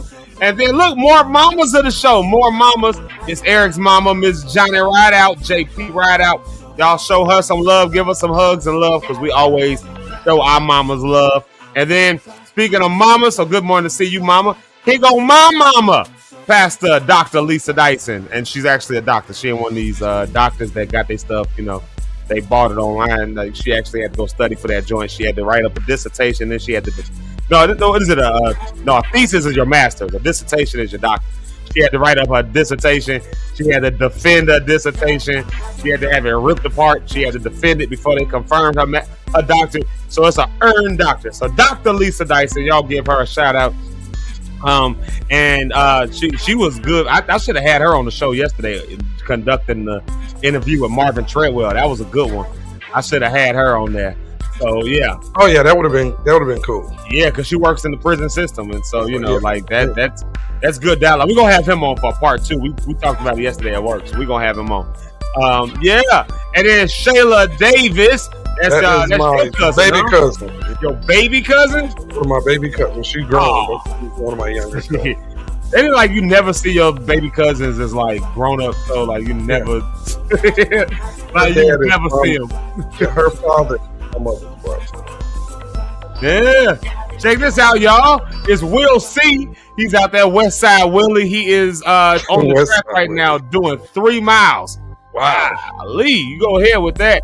Shout out to the Rhonda on the Run challenge. Shout out to that. Because, there it is right there. Let me throw this little shout out right here. My mom is coming to Kankakee next month. Oh, it's right there. I guess I just read it on the comment. July 17th through 18th. I just read like the first line. I just saw I'll be speaking to Kankakee and went with it. I guess I could have read the whole thing. I'll be speaking to Kankakee, Illinois for the She Women's Conference. July 17th and 18th. Would love to have the Lock Stars there with me. Yeah, we have to get that flyer. I have to get that flyer so I can start plugging it on the show. So y'all can do that. We'll plug that when she gets it because she's coming back, and when she's here, I'm sure I guess she'll be staying with me. I don't know. I just be hijacking her when she comes to Chicago. So I'm assuming she'll be with me for at least one night at my house. I assume. I don't want to assume too much. But I'm throwing it out there that that's what's going to happen. So, Jamaica. Yeah, Fred. Yeah. To Fred. Yeah, we miss Fred. Oh, yeah. I cry every time. Yeah, that's the tough one. Fred. Yeah. I thought about little Mark. He got mad at rehearsal. I was thinking about a lot of them, man. Yeah, Mark. We lost a few people. We lost a few. We lost them, whether we lost them to death or we lost them to circumstances or whatever the case may be. We lost them. Mark, Fred, I'm just shouting out folks now. Mark, Fred, I want to give a shout out to Derek. We lost him to circumstance, but it ain't everybody's business what circumstance we lost him to. You can look it up in the paper if you want to do the research. I ain't gonna say it over here. I'm just gonna say I still love my brother and I miss him. So shout out to him. But we lost a few people to, just life, man, and that's just what it is. His Broken Vessel music. Shout out Merv Hammond. Matter of fact, we'll do that. We'll play Jamaica and Merv Hammond, since those two of the last comments we put up. We'll go to a music break, and we coming right back with our girl, our sister, our homie. She's the certified yapper, the one and only Miss Rhonda on the rocks. And y'all know she always got some good stuff to say. I don't know. We might have Eric. We might have to answer for a lot of the stuff we've been saying all week. I don't know. We might, because life is choice driven. We live and die by the choices we choose to make. And we was talking a lot of stuff the last 2 weeks, so we might have to answer to Rhonda's. I mean, hey, I stick by what I said. I said what I said. And I don't think we said nothing bad, but yeah, I'll stick with it. What they supposed to be starting their show? Anyway, Cheeks Live in the morning. That's it. Cheeks Live in the morning. Man, we ready for the Cheeks to come out? Whoa, wait a minute. Wait, not like that. What I mean is, well, my wife is gonna be on there, so I'm ready for the Cheeks to come out. I'm married now. My wife's gonna be on there. That's different. We're gonna do a Cheeks Live, and they got Mrs. Locke on there. Then, yeah, go ahead. You go. Well, I mean, oh yeah, baby. Yeah, I'm talking about the show. My mama's on here. I can't be. My mama's on here. I can't be saying. You know what? I think their show would be interesting. It would be. I love a really good show. I think we did end up saying, like, I know we were saying it kind of in jest, but I think we did kind of say that we was gonna have her on. And like have it on, like on the show, like give a let them have a week, let them like that. Let them have a week and let them run it. Yeah. Because we always get the male perspective, and we won't be on here at all. Let me get up and watch them in the morning and get in the comments. Yeah, we get in the comments and say stuff to them like, "You're wrong." No, that's not how it goes. Yeah, I would get on and mansplain in the comments. Everything they say, I'm a mansplain back. Let's do that. Everything they say what they're saying is, this is what she means. Hateration. Oh yeah.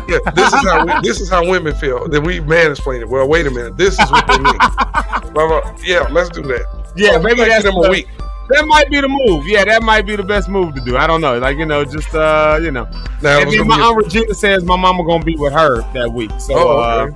I guess we're gonna be in a battle because my Aunt Regina is coming up here, and whenever they get together, they always gotta be together because I guess they knew each other before my mama knew me or whatever. Just because they grew up together, don't mean that. That's exactly what it means. Your mama like just because y'all known each other before I got here, don't mean nothing. Like. Yeah, that's a good idea. So yeah, let's set that up, man. Let's see. It's about to be 8:45. It's about to be music break time. Let's do this. I'm just gonna throw Rhonda on the stage. I'm sorry, Rhonda. I just think. What do you think about what we just said, Rhonda? What do you? She at the bottom of the screen. You gotta move your screen or you like way down. There you go. Wasn't ready to get on yet. I just threw. I want to throw out before we went to the music break. That's all. I just wanted to throw on. No, you hate me. That's what it is. You just wanted everyone. You wanted everyone to see how you embarrass me on a regular basis. So it's fine. The way you threw her on the screen, you said, "Oh, let's go." Let's go. Let's throw her. Like she was decent. I didn't know. I was waiting for the music break. After the music break. Jesus. I didn't mean to throw you on that way. I was just like, what do you think about this Cheeks Live in the morning situation? I think that'd be great. I think it's a good idea. I was actually over here brainstorming what our logo is going to look like, and then you put me on the screen. See, that was us starting. That's us starting off already. I think that'd be really good, though. I think they would give your wife Zeke is going to have perspective. Rhonda will have hers. Who else is on there? Jamaica. Yeah, I have her perspective. Mm-hmm. I think that'd be a great show with them talking. And probably Deja too. Oh well, yeah, I'll tell her up in the comments. I tell her, you ain't getting no more money. Right. She's like, well, y'all got to sign out for the Desmond Fund. No, she's not going to sign out because you don't even mean that. So. I've not gave her money before. Anyway, as it comes back around, yeah, and I still give it to her. But we gonna mansplain everything y'all do that every day. Me and Zeke and Rich and we'll get there. I'm trying to drag Zeke and Rich into your food. Zeke, the one said I gotta be honest. I was the one that said we go mansplain. I was Yeah, he told me that. I'm gonna just focus on my wife. I'm gonna mansplain her. That's Eric will focus on Deja. He'll mansplain. I'm gonna mansplain everybody except Sticks. Y'all just hate for us to do great. It's really sad, you know. Really I want y'all to do sad, great. I think you guys would have a great show. It's just the explanations may not be clear to the male public, so we would do male interpretation. Sometimes there's a little delay. Yeah. So yeah, it takes a woman to, you know. Wait. It's a delay where? In your mind. No, I think women, you know, yeah. like too many men have proven that point, Zeke. What's that? I ain't gonna, no, I'm not gonna say it right now, but like all them dudes in the videos, we can do something y'all can't do, and then I mean, what you can do, I can't do. What you mean? Why are you just looking like that? What?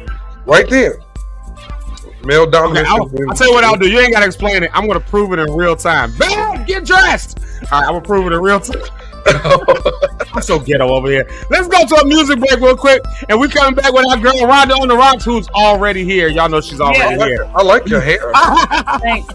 I know you guys. Did you get some? You got that hair, dude? No, I just brushed it really good this morning. Oh, yeah, obviously she's throwing it around. Yeah, I know because you get that new hairdo, you get that new attitude too. You know, fellas do the same thing. Get that haircut. Like that video I see where the guy got the haircut.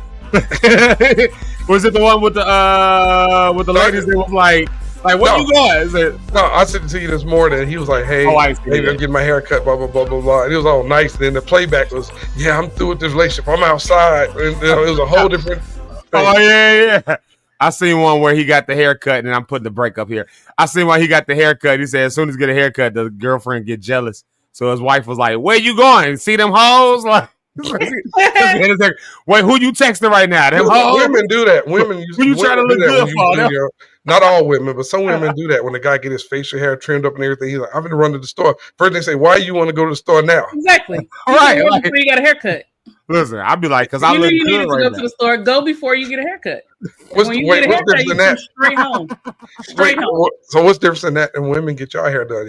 Y'all find something to go immediately and don't let them get their nails, feet, and hair done the same day. You won't see y'all till the next day. So what's different? I'm saying when you look good, you got to be outside. It's been times where I went to church and I looked so good that day. I was like, I look too good to have only been to church. I just find places to go. I go to the store. I go to the restaurant. I be like, this suit look too good today. Y'all gonna see somebody else goes. It wasn't enough people at churk today. I needed at least 300 people to see this. Everybody's people here today. No, that I understand.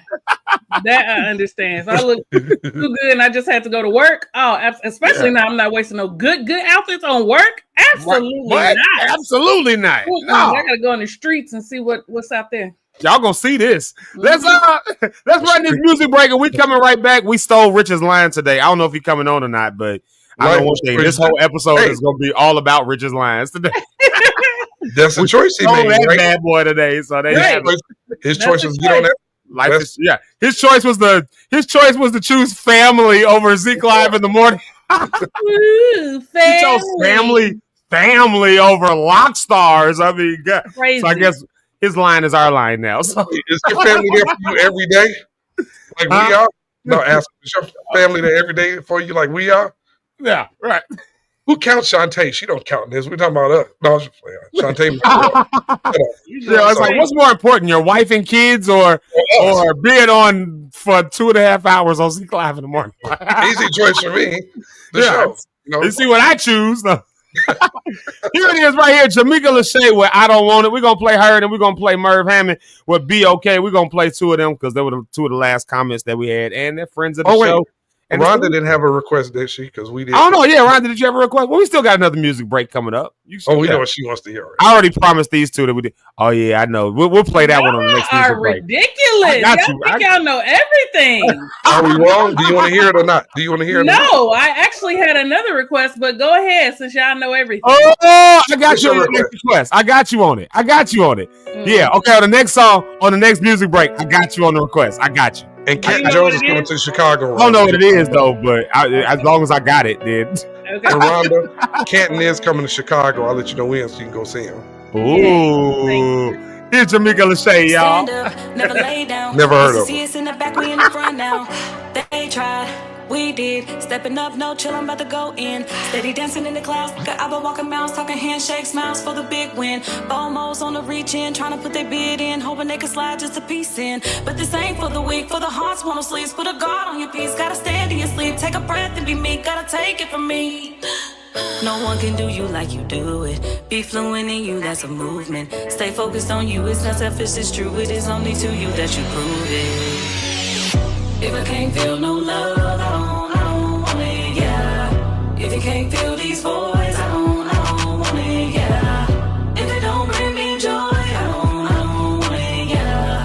I don't want it, I don't want it, yeah. People used to talk how me could falling off, now they looking for my corner. Red form on the backtrack, I ain't cutting no slack, it's a new order. Set my team real strong now. Kingdom coming like the song now. Guaranteed on this walk, you won't believe, but his word is the creed, and my faith it goes free. No one can do you like you do it. Be fluent in you, that's a movement. Stay focused on you, it's not selfish, it's true. It is only to you that you prove it. It is only through him that you prove it. It is only through him that you prove. If I can't feel no love, I don't want it, yeah. If you can't feel these voids, I don't want it, yeah. If it don't bring me joy, I don't want it, yeah. I don't want it, I don't want it, yeah. Entangled entrapments, the pressures of being down. Transcendent traps and dead bodies have turned to clouds. Depression's a trophy for Gen Z, and socials will kill you with envy, fabricating the line through the enemy. My state, it is altered and change has occurred. Intention is heavy on serving this word. My being has meaning, no love lost, I made it. I'm good, I believe me, that's you, I don't think.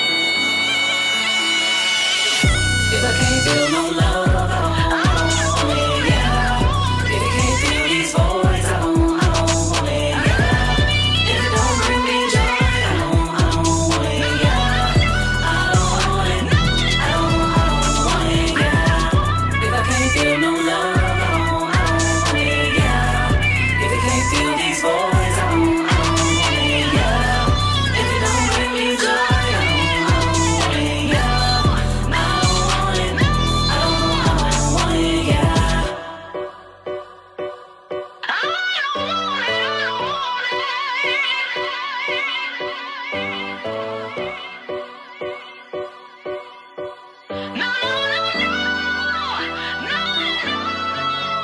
Yep.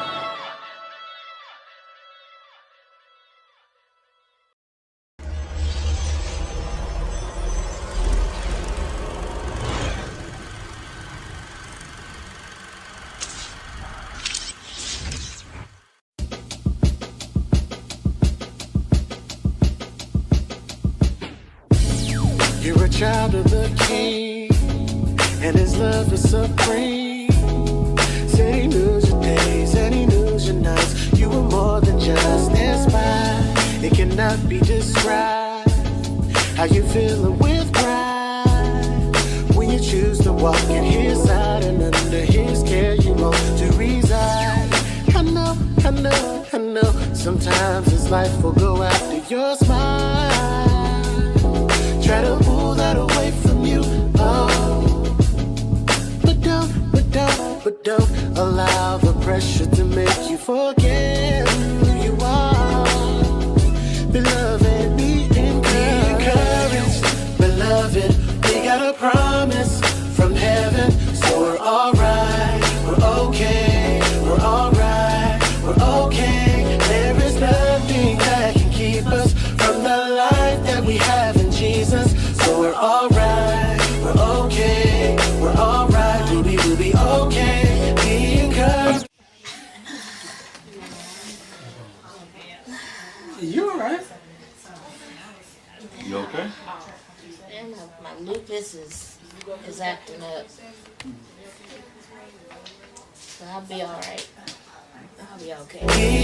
I'm standing on your promises, you haven't failed me yet. You're not a man that you should lie, so I never fret. I'm so encouraged, you gave me courage, you comfort me. With the still small voice, you said you never leave. From that moment on, I knew everything was okay. Cause you conquered everything everything, even death in the grave. Now who am I that you should love me and have in my praise? When it comes to your ways, Lord, I'm so amazed. You remain the same, yet daily you're brand new. When I think about it, nothing compares to you. Now gold, diamonds, and pearls, Lord, I adore you. The Prince of Peace, remove the thief from this temple. You're the Lord and King of Kings upon the throne. I give you glory, and glory is God and God alone. Your love is unconditional. I gotta let the world know nothing can separate us, no matter where I go. Encouraged, beloved, we got a promise from heaven, so we're alright, we're okay, we're alright, we're okay. There is nothing that can keep us from the life that we have in Jesus, so we're alright, we're okay, we're alright, we'll be okay. Be encouraged, beloved, we got a promise from heaven, so we're alright, we're okay, we're alright, we're okay. There is nothing that can keep us from the life that we have in Jesus, so we're alright, we're okay, we're alright, we'll be okay. But there are times when I forget this and I give into pressure and I make mistakes. Tell me, what should I do? Sometimes it's a relapse. If you relapse, gotta retrack. If you retrack, it'll lead back to the King that'll bring peace back. With your peace back, you can think right. When you think right, you can see light. With the right sight, then your life's tight. Your Christ walk will be alright. Be encouraged, beloved. We got a promise from heaven, so we're alright. We're okay. We're alright. We're okay. There is nothing that can keep us from the life that we have in Jesus. So we're alright. We're okay. We're alright. We'll be okay. Be encouraged, beloved. We got a promise from heaven, so we're alright. We're okay. We're alright. We're okay. And there is nothing that can keep us from the life that we have in Jesus. We're alright. We're okay. We're alright. We'll be okay. Be encouraged, beloved. We got a promise from heaven, so we're alright. My jam. Y'all know, y'all already know.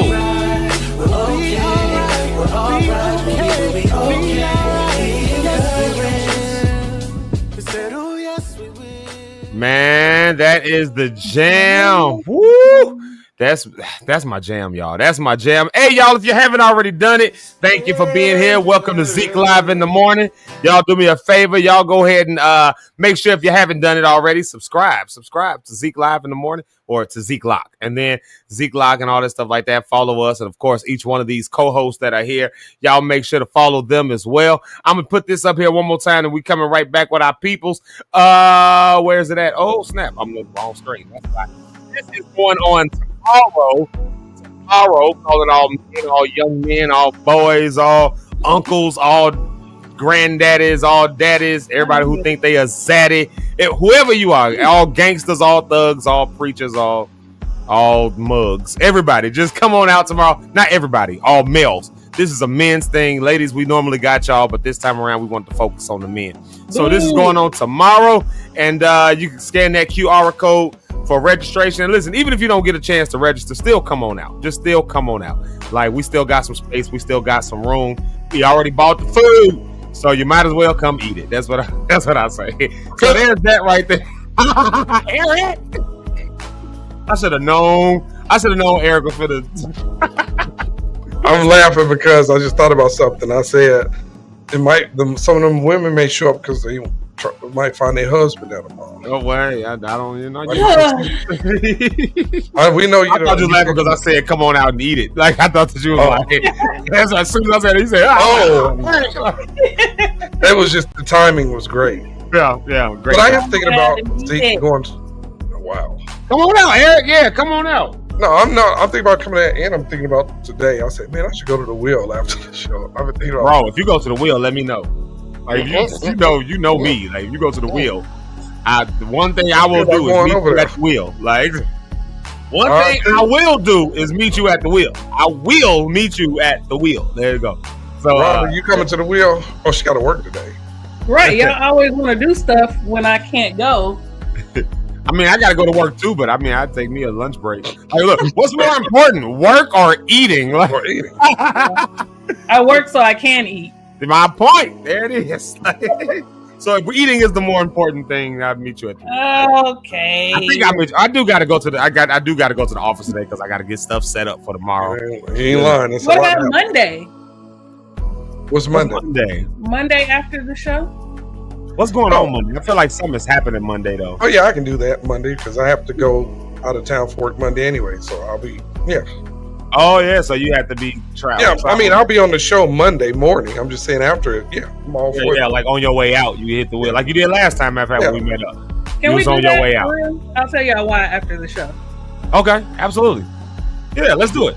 Okay.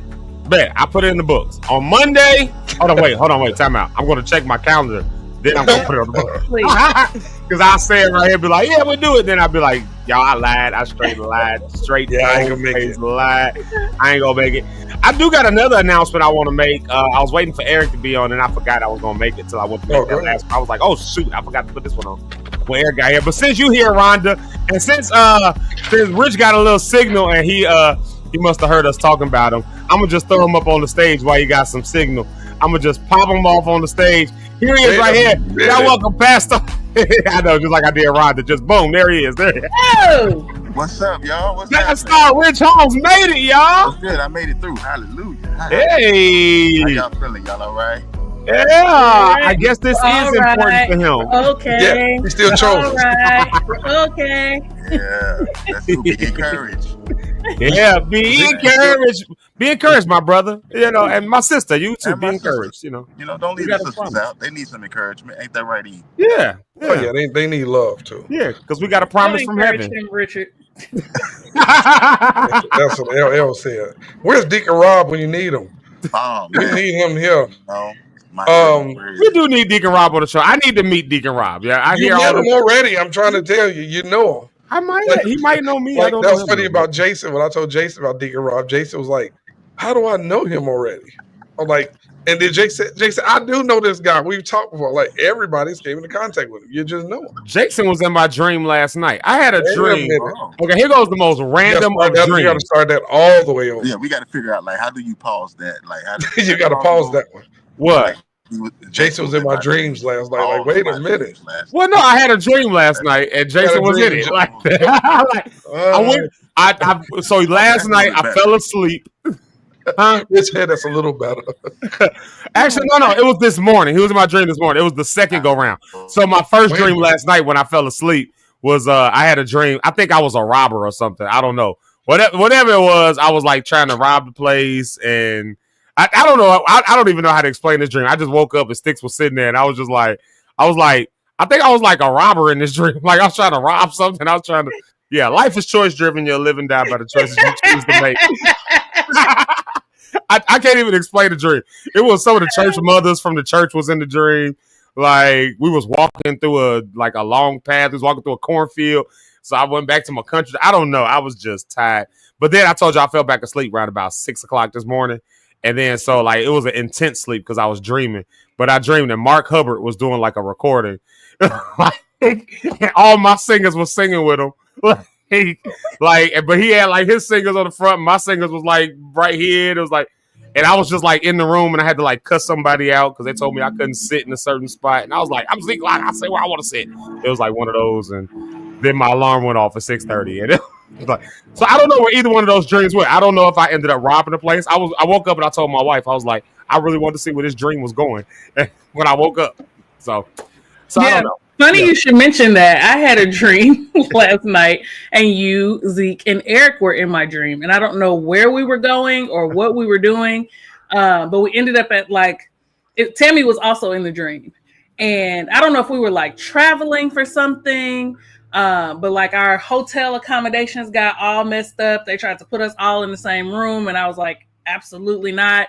So Tammy and I went to like some type of store, and like the store staff was like really rude to us. So I was like trying to come back and find y'all so y'all could like tell the lady not to be rude to us, but then we lost y'all. It was crazy. It was, I don't know. Dreams be weird sometimes, Very don't weird. they? And it'd be like, if you try to wake up to explain it to somebody, it'd be like, I know what happened, but I can't explain what happened. I don't know how to even explain what it was walking through a cornfield with shout out to Ida Bird from my church. She was in my dream, we were just walking down a cornfield. I don't know why. And I think I was on my way to rob a place. Dreams are something else, but here's something that gets me all the time, man. It's like deja vu. Like, can I get some explanation of that? Like, what is that? The Matrix gave me a good explanation, but I need another one in the reality. Like, what is deja vu? Do we have anybody in the comments? Do we have any doctors, any psychiatrists, whatever we need to help us? Well, I've read that one of the theories behind deja vu is that your brain has like a split second lapse in what you're experiencing and what you just literally just in that moment experience. So like it feels like deja vu. One of the theories behind it is that split second lapse, it feels like deja vu because it creates a memory in that split second. And so you're like, I've seen this before, but it's just what's happening right there in the moment. It's just that your brain had like a split second, like a short circuit kind of a situation, like something like that. Like just like a short circuit, like and just in a split hair of a second. So you're not like out of it, you don't pass out, but it's just a split hair of a second of a short circuit. So it feels like a memory, but I guess that's how quick the brain works though. So there you have it. So that's one good explanation because I've always been like, I'm a prophet. I've seen this before. Put y'all hands. Right, I take that approach a lot of times. Ooh, I felt that high. I spoke this into existence. Come on. Oh, here's my mom just came on with, now this is the kind of response I would have put. It depends on your perspective of time because time is not linear. And even science is beginning to prove that time is not linear. Our perspective of time is very much so linear, but time in and of itself is a construct that humans essentially came up with because there is no such thing as time. There's only eternity, and God dwells in eternity. We dwell in eternity, but we can't process eternity in these limited human brains. So we process age and growth and all that other stuff like that. But, depending on where you are in the universe, even like this, that is actually true. Depending on where you are in the universe, time is either slower or faster. So somebody who spends time outer space actually comes back, I think, was it younger? Like technically younger than what everybody else is. Like even if it's only by, if you spend too much time in space, it might be by like hours at a certain point. But, like certain seconds or whatever, younger because the orbiting is different around how time. It's crazy all that, how that works. It's crazy. If you want to get into some weird stuff with that, watch Rick and Morty. They deal with stuff like that all the time. I love that show. So, yeah. Okay, so I got 2 announcements. Okay, I got 3 announcements. The first announcement, I'm going to say this in front of everybody. I put it in the private chat, but I really mean this, and I really mean this from the sincerity of my heart. Hold on. Give me a really something that'll make me cry when I say it. Hold on. I don't know what song to play. Hold on a second. Hold on, because I got to make sure it's right. There it is. I thought it was on the other side. I really mean this from the bottom of my heart, y'all. Locke'd. It is worth it. It is so worth it. Not Eric getting off the phone. Oh, I thought he was gonna. No, I thought that was that other song. I'm definitely not a preemptive getting off the screen. He preemptively got off the screen. Yeah, I keep the finger thing on there, so in case you play it, I can do that. Oh, it's whoa. Wait. No, I really mean this wholeheartedly, and I say this to y'all on this Friday. I put it in the chat, but I think I should say it publicly. I really appreciate y'all. But y'all don't have to get up first thing in the morning because I know we be tired. We got jobs. Rich is on vacation right now. Like Eric be traveling a lot for his job and still be jumping on. And Rhonda, you like dealing with other people's kids. Like that's stressful in and of itself. And then doing the caretaking thing, like with your grandmother and all that. And yet you still find time to get on here and y'all legit do it consistently, and the audience loves y'all. My Aunt Regina was in there. She's supposed to have my back talking about something. Don't y'all mess with my niece Rhonda. I'm like, you supposed to have my back, Auntie Regina. So the audience loves y'all. I love y'all, and if I don't say it enough, I'm saying it publicly and marking it for the record right here so we can go back to it. I say thank y'all so much.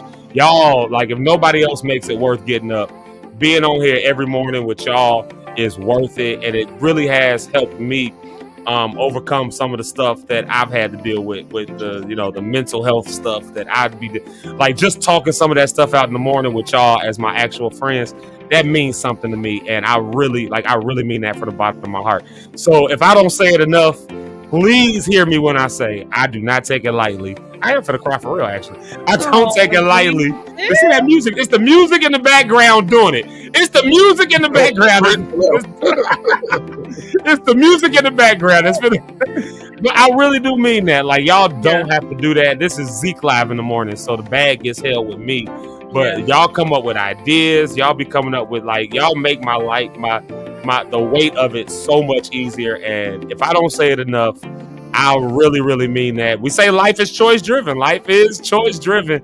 And y'all have chosen to be on here with me. And there's not enough thank yous I can give you in the world. So I pray that something happens with this where I can actually put some money in y'all's pocket one day. Forget up here. Hey, glory, like, hallelujah. I'm talking about some real money, some good money. Like, so that's, how in the world did you do that? What? Like, is that a feature in StreamYard? Do that again. She did the hard thing. What? Oh, because she's using her phone as the camera. Yeah. That's dope. See, Rhonda be having the dope stuff happening. Like, yeah. So if I don't say that ever, or if I don't say that enough, I really do mean that from the bottom of my heart. Thank y'all. Thank y'all so much. I don't think this show would be what it is if it wasn't for y'all. Look, here go my auntie Regina. Look at this. Look at my auntie Regina talking about like that. Look at that. See? Okay, you just stole my family, Rhonda. So there we go. So yeah, so if I don't say that enough, I really do mean that. I say it a million times over. Thank y'all for always being here. Yeah. Let's see here. So and I say that, you know, I preface that with this next announcement that I'm making, because there are oftentimes at this point in my life where I'm looking at life be getting to life, and stuff be just happening. You know, you just got to do what you got to do. Eric and Rich, y'all probably hear this a lot. Rhonda, you probably don't get a chance to hear me say this a lot, but I be toying honestly with, should I continue with this music thing? Should I continue with? I got all the opportunities in the world, but also all the things that can push against all the opportunities. Oh, okay, Eric, that was a cool filter. All the things that can push against it, and I vacillate back and forth between, should I continue with that? Should I just focus in on other stuff? Like, should I just let it all go? Me and my wife that's probably why I didn't go to bed last night. I woke up out of that dream about 12:15 in the morning, and I just was like, I don't know if I should continue doing this. Like, I'm not talking about Zeke Live in the morning, but like, I don't know if I should continue with some of the things that are dreams and all that. I mean, I just had to, sometimes I had those moments, and that's the reality. But you know, I appreciate y'all for always keeping me so encouraged, and makes me continue to go on. And so I definitely appreciate that. So that's from the bottom of my heart. Oh my God, I just got a frog in my throat saying that. I appreciate that, and that's a moment of honesty. Man.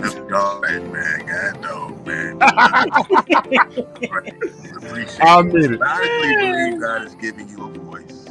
He's giving you the word, and you just got time. What are you gonna do with it, bro? And I just believe that everything that you have can be successful when you do it. Like I always tell you, when you start it, when you get up, when you move, you make waves, bro. It's just people listen to you for some reason. They like it. I don't know. I don't get it. But and it's just a blessing to be around and just to see it. So I want to encourage you to keep seeing it, but not only seeing it, going out and do the things that you want to do, bro, that you want to pursue, because we're here to support you, like I always say. I won't have words, that's but my love spiel. Y'all are so sweet. Yeah. Oh, Rhonda, don't stop doing that, Rhonda. I know. It wasn't happening, and then when Rich started talking, wow, you cry easy. Yeah, I know she don't take much for her to cry. She don't take much at all. And as soon as she started crying, I start crying. Like, as soon as Rich started talking, I was like, oh God. And as soon as Rhonda started doing that, I was like, oh, here we go now. Oh God. That's funny though, because my daughter's that way. She cries. If she hears somebody else got a sad story, she like, what is that? They just balled up crying. Like, no, I'm just really, I'm not gonna be able to make it through this. There it goes. Oh, Jesus. I'm really grateful for you, Zeke. Like, I don't know. I clicked on this show one morning back a couple months ago, and I was like, oh, look at my friend. And now here we are, and I'm just super proud of you. I'm grateful. I'm just grateful. I'm grateful for the opportunity. I'm just grateful. I can't say anything else because then I'll be bawling. But no, I really appreciate all of you. Like, I've learned so much from Rich and from Jamaica, just like all of the people that you guys have connected me with over these last few months. And like, you know, we say this all the time, but we hadn't talked or communicated or seen each other in decades, literally decades. But I just believe God's timing is so perfect. And when he's involved in something, it's just, things just happen. And they happen like so smoothly and so peacefully and so seamlessly. And that's what it's been. Like, it's like we never lost contact. Like nothing, you know, like there has never been any space between us.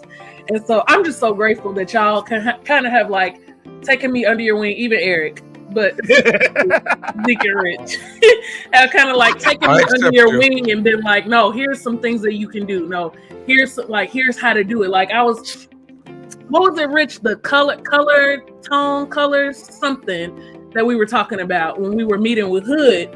And I was like, what is that? And so days later, like even like a week later, I think Rich sent me a clip and was like, this is what we were talking about. So he didn't forget, you know what I mean? Like, and that meant so much to me, not just because I learned what he was talking about, but also because he didn't forget to like keep me up to date on what is going on. So I just appreciate that. Zeke, you know, I love you. You've given me so much love and support on this show. And I'm like full. If I say any more words, I'm going to fall. I am complete. So how do you feel about Zeke? What? How do you feel about everything?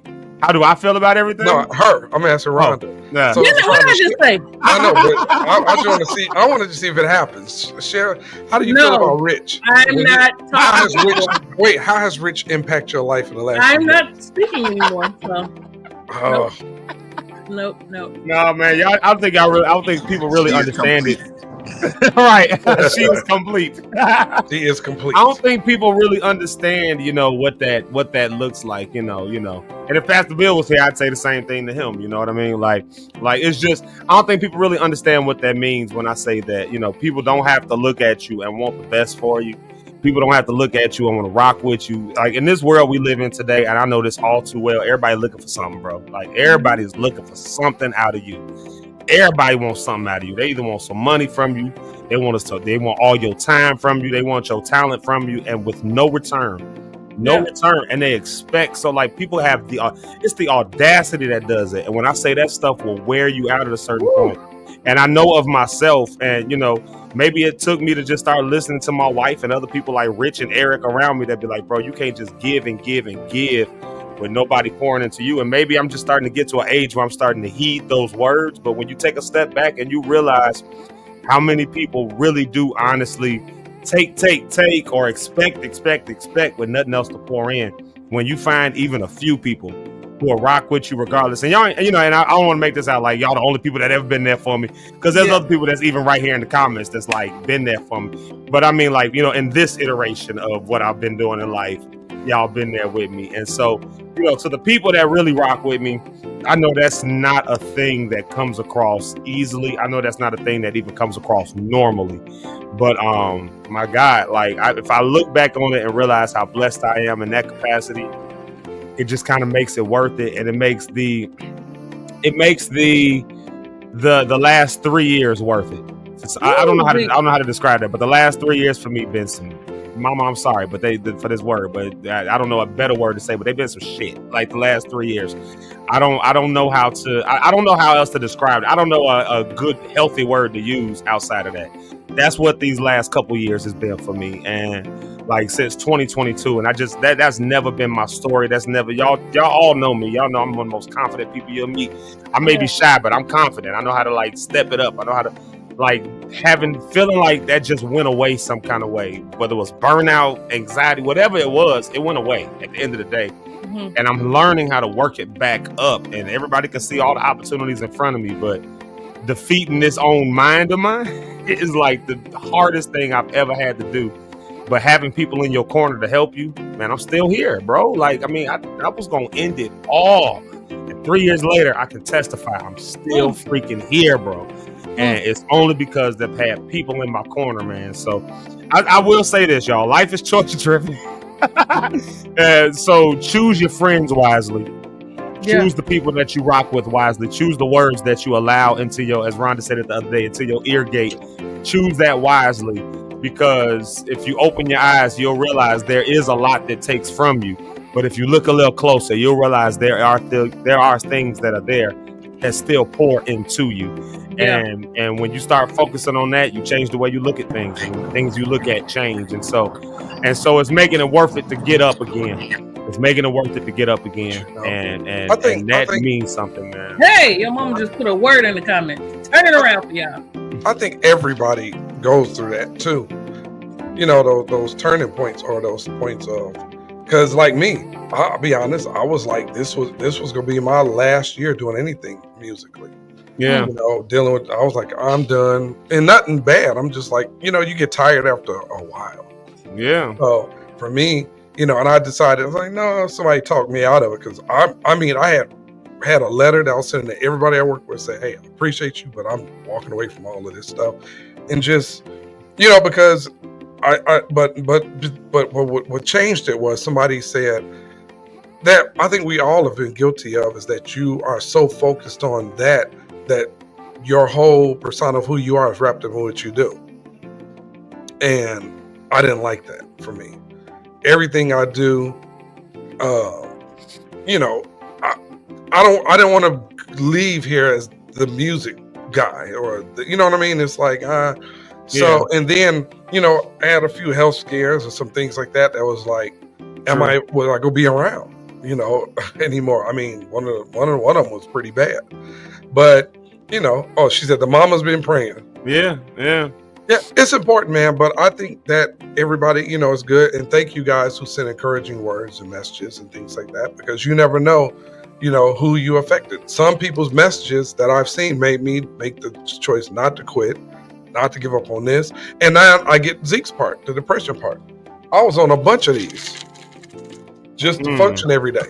I was on three different medications to focus every day, just to be able to have a clear head, just to be able to calm down the noise, you know, and it was rough. So I get where Z came from with that part of the relief. The only relief you get, honestly, is when you fall asleep in life, and then even sleep, the stuff is in your dreams.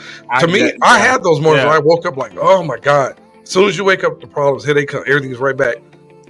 That's why I was taking sleeping pills, all kind of stuff, just to go to sleep every day. Whether it's Tylenol PMs, Advil PMs, mixing stuff up, just to sleep. And at one point, I couldn't sleep at all. I went through days when I was on doctor prescribed insomnia medication. I would take the medication, and within 2 hours, I was back up. I've had days where I was up 48 hours or more. Listen, I get it, man. I get it. It can be rough. People don't get that part about sleeping the day away. Like, I mean, I can look back on it and just, I feel like I wasted so many days, man. Like, you know, so many days where all I could do, like, I remember and Rich, you remember some of these conversations where I just be like, bro, it's taking me everything just to get up and walk out the house today. Like, so it was some days where I'd be on the phone with Rich while I'm in the car. I'd be like, bro, I just taking a drive just to say I left the house today. Just to say I left the house, because it took everything just to do that. Because I didn't even get that far. I couldn't leave out. I was in my room for almost a month. Yeah, that's what I'm saying. That was me. Didn't leave out at all. Yeah, that's what I'm saying. I'm resonating with what you're saying right there, because I don't know how. My daughter was encouraging for that. I'm the dude that's outside. Yeah, like, because that's the thing. And Eric, you one of them people. We the dudes that's outside all the time. We at everything. Somebody invite us. So bad. It became a fear of going outside. Mine developed to a phobia going outside, being around people. I started having panic attacks just going in the dollar store, going in the gas station. I couldn't be around people, and I would run to the car, get in the car, and drive back home, go in the room, close the blackout curtains, get in the bed, cover up, and that's it. And that was almost a month, 2 months. My daughter came in the room one day, was like, open up the curtains, like, come on. Oh man, you gotta get up. Man, you gotta, you know. But it's rough. People don't understand that place. And then when you feel like you disappoint people, and then the pressure of everybody else, that part, it's rough. Yeah, it's rough. So I get it, man. definitely will get you for sure. It's craziness. And the quitting. One thing I like what you're saying also when I'm hearing all of this is surrounding yourself with good friendships or good relationships. I think it's important for those that believe in the power of prayer.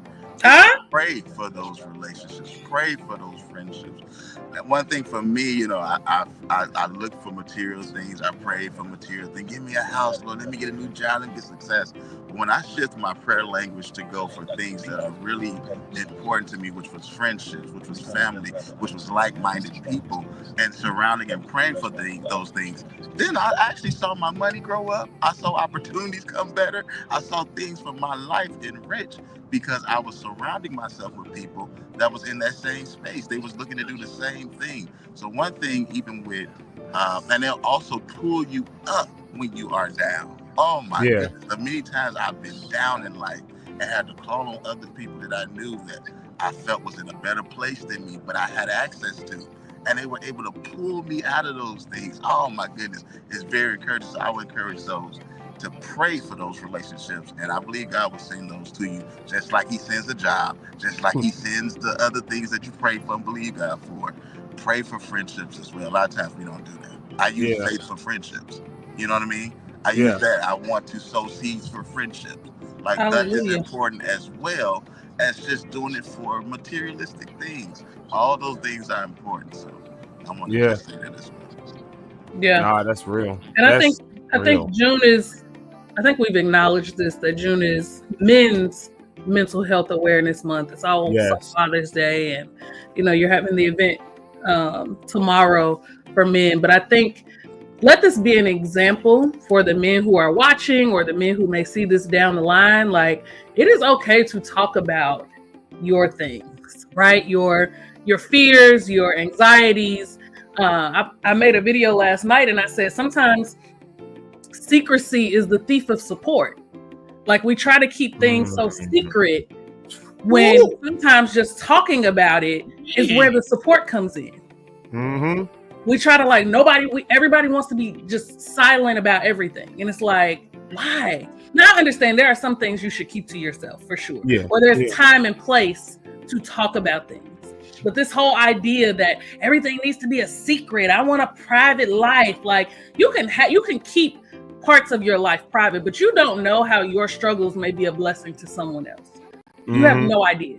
And so I think in the vein that Rich was in, like, praying about, Lord, what is it that you want me to share with others? What is a struggle that I have or something that I'm going through that you want me to be open about? Because I don't know how I may receive support in that or how I can be supportive to other people. So when I made that video last night, I was thinking more so about, like, me having weight loss surgery and all of that stuff. And so I made a video the day before yesterday and was like, hey, this is what I'm doing, like, you know, in a Rhonda on the Rocks way.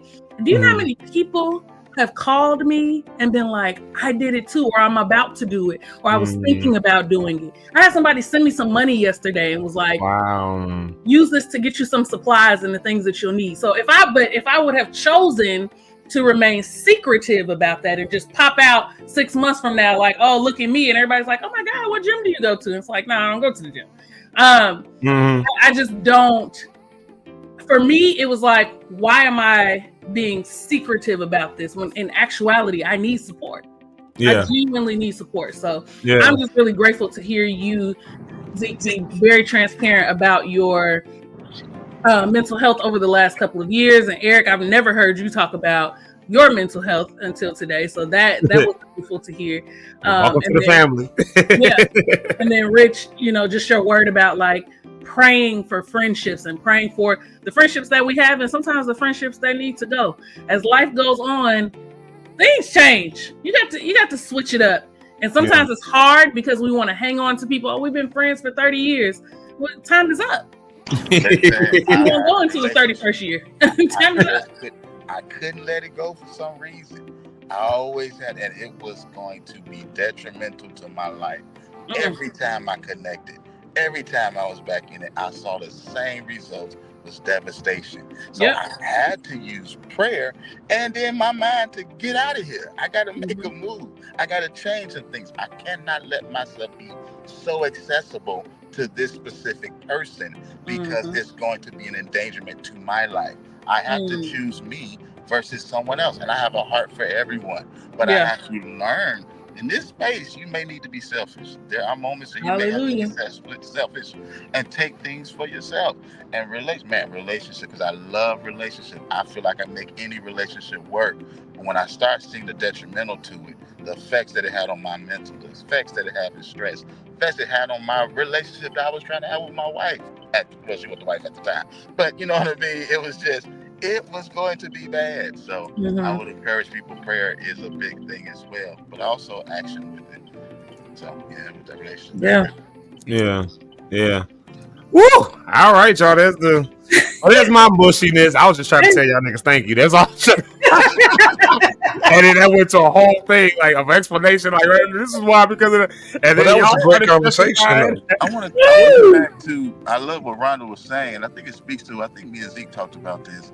Just the culture is shifting from that whole silent, mysterious person, people that are trying to be successful in what we're doing in this industry, in marketing and promoting yourself. Like you can't be secret. Everybody want to know your business. Everybody want to know what's going on, or they're gonna try to find out anyway, and then they're gonna put you on blast. You might as well control the narrative. That's what I love what you're doing, Rhonda. Like it's so amazing, and you'll see how far it'll take you just for you being open. And being so vulnerable. So kudos to you. I respect that. I am enjoying this journey. I'm a fan. I want to see what happens all the way through. I always wanted to see anyway. I got tired of seeing one model look this way, then they look this way when they pop up 6 months later. No, something like you lying. It wasn't just exercise. I've been exercising and I ain't got nobody nowhere near, So anyway, I'm just like, yes, I'm interested to see what's going on with that. Shout out to you. Thank you. Yeah, man. I hope that all that honesty and reality that we sitting here talking, y'all. All y'all lock stars. I'm trying to let y'all know, man. Y'all need to have them kind of conversations with folks because they might save your life. And I'm not saying that because I heard it somewhere. I'm saying that because that one night when I was sitting here balled up on the floor, the only thing I could think to do was call Rich. Like, that's the only thing I could think to do. It was the middle of the night, and I texted him. I was like, "Bro, you ain't got to come out here tonight. I know you live 3 hours away. I know you live a 3-hour flight away, all the way to Aurora. But no, bro. But if you could find some time to come out here tomorrow, I didn't know what else. I didn't know how to explain it. I didn't know how to say it. I didn't know. And there he was. He came on through, man. And like, I mean, he just let me talk, cry, do all that stuff like that. And me and Rich, I had them kind of moments before because he didn't see me through. We done seen each other through some 20-year friendship. You just see each other through some stuff, like so. But this was something different this time. This was like, nah, I don't think I should be here no more, bro. Like, and when I say here, I mean on planet Earth. And thank God for praying parents because I remember talking to them maybe about a month later after that with Rich.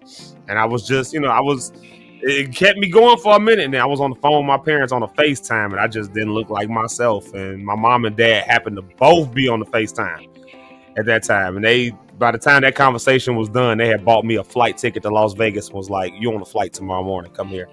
Like, and I know they didn't have the money to do that. Like, that was because a flight from Chicago to Las Vegas at the absolute last minute.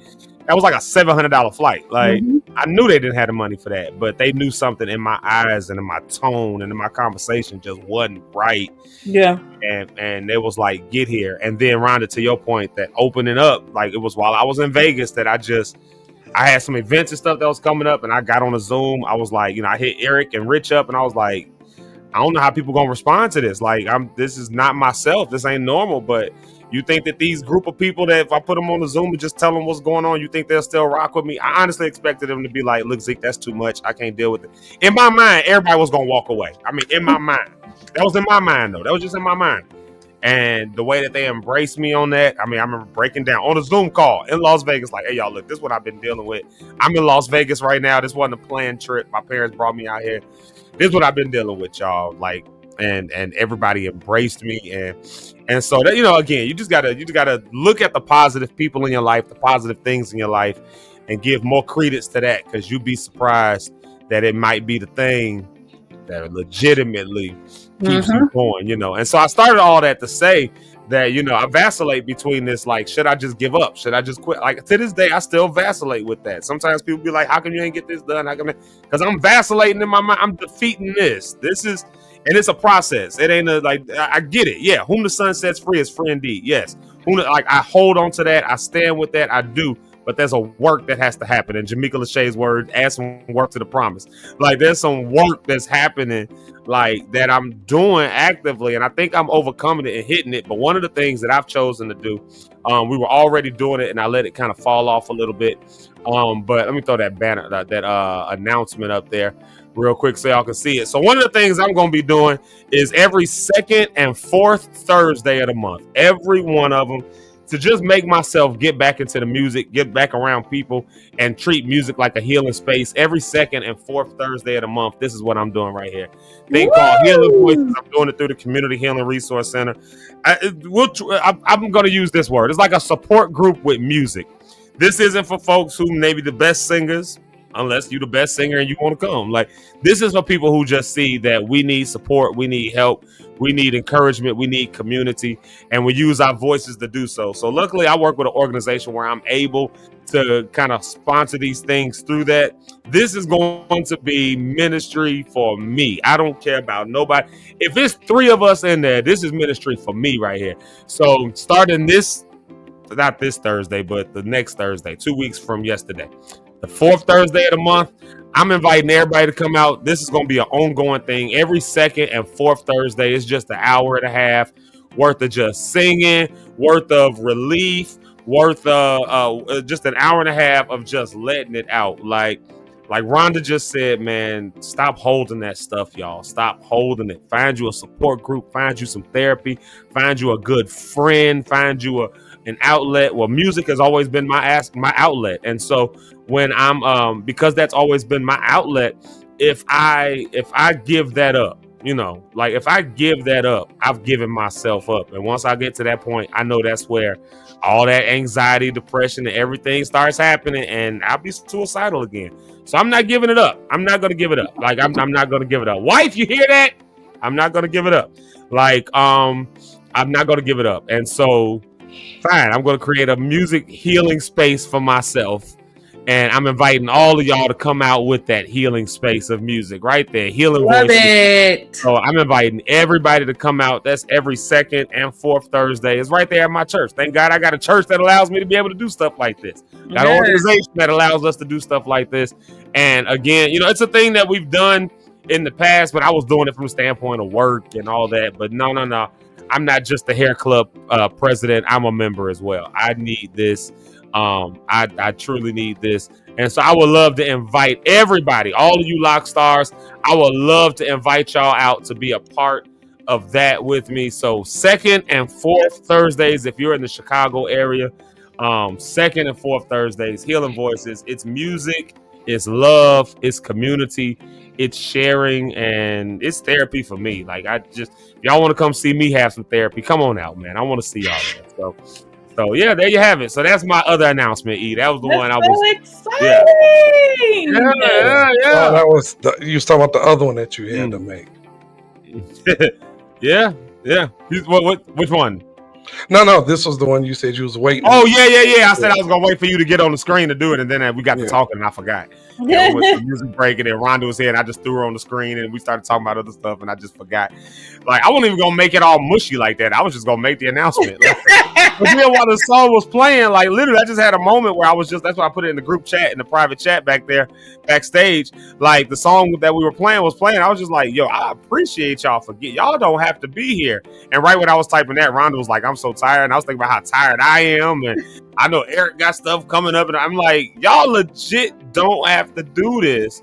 But y'all do. Like, I appreciate y'all from the bottom of my heart. And then I feel like I would say it online to just, mark it. And then, yeah. So now y'all have some context, though, behind why I'm, why I am doing the whole Healing Voices thing. Not just as a work requirement, because it's not really a work requirement. We got to do events and stuff like that, but I don't have to do this particular event. Yeah. Like, this is because I need it. And And I can't beat it. The one thing I learned these last few years, I ain't the only nigga in the world dealing with what I'm dealing with. So Hello. I just refuse to believe that anymore. Like that I'm the only one. That's what sometimes the silence comes from. Like where you keep it to yourself, like Rhonda was saying, and Rich was saying. Like sometimes you keep it to yourself because you honestly in your mind believe you the only person dealing with it. I got friends and I thought they was all gonna walk away because I was depressed and suicidal. I thought they was like, what kind of nonsensical thought is that to have in your head? Yet I had it. And so, but come to realize I ain't the only person in the world dealing with that, who dealt with that. And so community and support, this is what it can look like. So second and fourth, so every other Thursday, unless there's a fifth Thursday, we take that off. But every second and fourth Thursday of the month, every second and fourth Thursday, if y'all looking for a space and an outlet to come and just woo-sah for a minute, build community, and just, if nothing else, just take a minute to just let all of the just to let it all go for a minute. Oh, that's so healing. And so I want to invite y'all all out. There you have it. Love it. That's so cool. I got these stupid frogs in my throat, y'all. I can't even talk. Are you going to one of your music breaks then? Yeah, we got a couple minutes. Yeah, let's do one song break. Let's do a one song break. Rhonda, what was your suggestion? Because I said you can get one. You probably don't have it uploaded. I wanted to hear "Mender of Broken Hearts" by Fred Hammond, but you probably don't have that. I definitely don't have it. No, I'm just kidding. Eric know that song. Go ahead, E. I do know it. I know every Fred Hammond song we got. Come on, we ready for you. Come on. There go. Pause the music. I get paid to sing though. Yeah. Come on. She's singing already. I'm trying to cue you in. Come on. I know. I come dead in on my notes all the time. But, I appreciate that. You ain't never flat, are you, Eric? No, never flat. Never a pancake. I know my never notes, a pancake. All my notes in my head. But speaking of Fred, thank you for bringing that in, Rhonda. Hey, Chicago. Hey, all the rest of the world. We are on tour starting October 2nd to November 2nd. The Detroit Legends Tour featuring Fred Hammond, featuring the Clark Sisters, featuring Byron Cage, Donnie McClurkin, Marvin Sapp. All of us. It's a bunch of us coming. Dietrich Haddon. Yeah, we on there, man. It's we outside. Y'all come on out and support. Go to Detroit Legends. DetroitGospelLegends.com, DetroitGospelLegends.com, and grab your ticket. Chicago date is on October 30th. Yeah, it's early. We're promoting early, right? But we want you all to come out. You fill up an arena. Oh, man. It's already selling in every city. And one more thing, you all loved, some of you that came to our, what was it? The worship pop-off night thing we did, trap worship night. Worship pop off. Oh Lord. Yeah, it was like worship pop off. We was a gangster with it. We popping off. Oh yeah, that's what we was calling it in the thing. You better lift your hands and bless the Lord for our worship. June 27th, Brandon and the crew will be over at Fellowship with Pastor Sharp for their youth event that week. It's an entire weekend. Friday night will be the trap worship night again, part 2. All right, so music break. So we ain't got Ron's one song. What we got? I don't know. Let's do our friend. Let's do our friend. Who? Not that. The Genius. Huh? Okay. What one? I'll play the African. No. You talking about this one right here? You talking about that one? This is in honor of Rich in the tropics right now. There you go. The pride of the Son of God. Where you go? Where you go, Eric? Where you go? This guy loves it.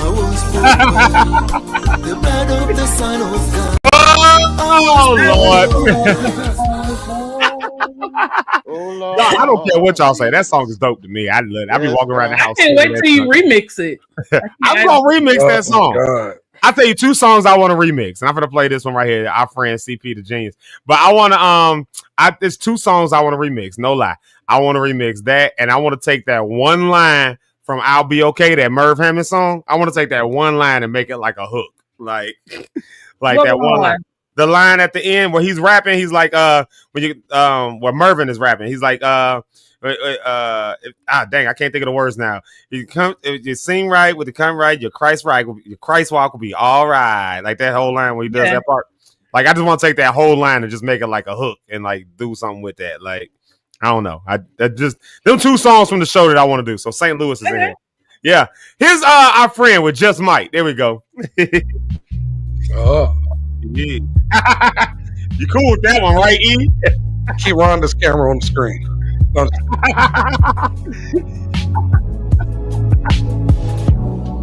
No, I never did love. There she go. Last time. Get it, Rhonda! Get it, Rhonda!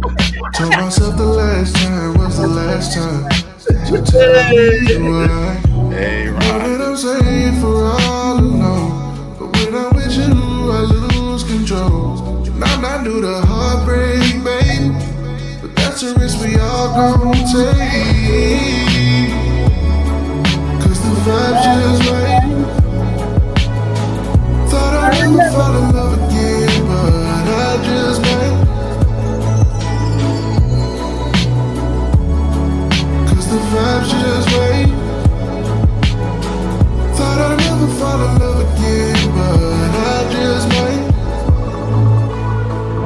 It's risky, and I know it. Once we get to going, we can't stop. Feel like a locomotive. A runaway train out of control. And this could be unforgettable. I'm hoping we don't get off track. Cause it's gonna be a long way back. Cause the vibe's just right. Thought I'd never fall in love again, but I just might. Cause the vibe's just right. Thought I'd never fall in love again, but I just might. Uh-huh. Oh yeah. Uh-huh. That is the jam. That song is so much of a vibe. That song is so much of a vibe that even The Rock Obama loves it. So there you have it. Yeah. Shout out to The Rock Obama. Get back on the screen. Man, y'all, we were talking about choices. We supposed to talk about choices. I think we did, in a sense, talk about choices. Like, choose your friends, choose the way you look at things, choose the way you know, all of that. Yeah. We did start off like that because we were talking about the country. So we started off about the choices people made. You voted in who you wanted. Like somebody said online, you all want a reality star as a president. Now we all on Survivor together. Oh, that's true. You know, we all on Survivor right now. Right, we all on The Apprentice and Survivor. You're fired and all this other stuff. You know. Yeah. But you know, like you said, life is choice driven, as Rich always says. And honestly, man, I appreciate, like I said, the people that say the things and give the comments and all that good stuff, because, you know, quitting is always an option, right? It may not be the option that people want to see from you, but quitting is an option. Mm-hmm. And man, after the other week, after this show, when I had a few conversations, I'm like, yeah, I'm not going to quit yet. I got a lot more to do. And I made a goal, man, for this starting this year. And I challenge anybody else who's dealt with that depression, break the curse and get out. I plan on enjoying my life the rest of 2025 and on. You know, I already got trips planned outside of the tours and hanging out and doing stuff. You got to break out of that, because if you don't push yourself, you never will. As you know how that goes. If you don't push out, and I'm making the choice for me. Life is, is choice driven. My choice is to do what I should do, push myself to be greater, and push myself to enjoy the one life that I have. Yeah. I don't want to wait to get to heaven to enjoy it. I want to enjoy myself now and then. So that's my thing. I'm pushing myself to do things that I have shut down from doing. Yeah. I love that. I love it. Just like when me and Zeke went to eat the other day. I stopped going out and doing everything. I'm trying to get out of going to stuff. Like Ari said, you finally showed up after 5 years of saying you coming. You know, now a lot of stuff I just didn't go to because I just didn't go. But I'm trying to do better and show support to people. You know, like Rhonda, I support you and what's the Cheeks? What's the name of it again? Cheeks Live in the morning. Wait a minute. Is this one of those moments where Eric is like giving Rhonda the props? I gotta cut the track for that. Oh my goodness. I am saying Put him on the center screen. Put him on the center screen. Z. I think I should. I think I should. If you want to tell a lie. I am saying this to everybody. I am very excited to see what Rhonda, Jamaica, Sticks, and them do with the Cheeks Live in the morning. I think it's going to be successful. I think it's going to be great. I think it's going to be great conversation. Yeah. I think it's going to be intense. I think it's going to have laughs. It's going to have everything. It's going to encompass everything. And I think it's going to be a great show. So I am full support of it. And I cannot wait to see it happen. So shout out to Rhonda and her team and her idea. My Lord. Oh, Lord, y'all. This is all vibes.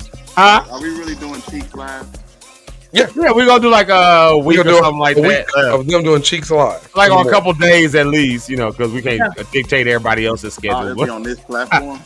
Yeah. Oh, okay. Instead of Zeke Live in the morning, it's Cheeks Live in the morning. Get it? Come on. Ain't nothing wrong with Cheeks Live in the morning. And then, Rich, you got to have Shantae come on. You got to have your wife on there. Come on. Let's We're going to...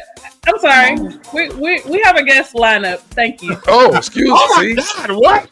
They already got We already know. We don't need. Well, yeah, and then y'all should see that's the problem. That's what I'm saying. People a little bit of power. You see what happens when you give people a little bit of power. 2 minutes of power and already made 2 years of plans. That's it.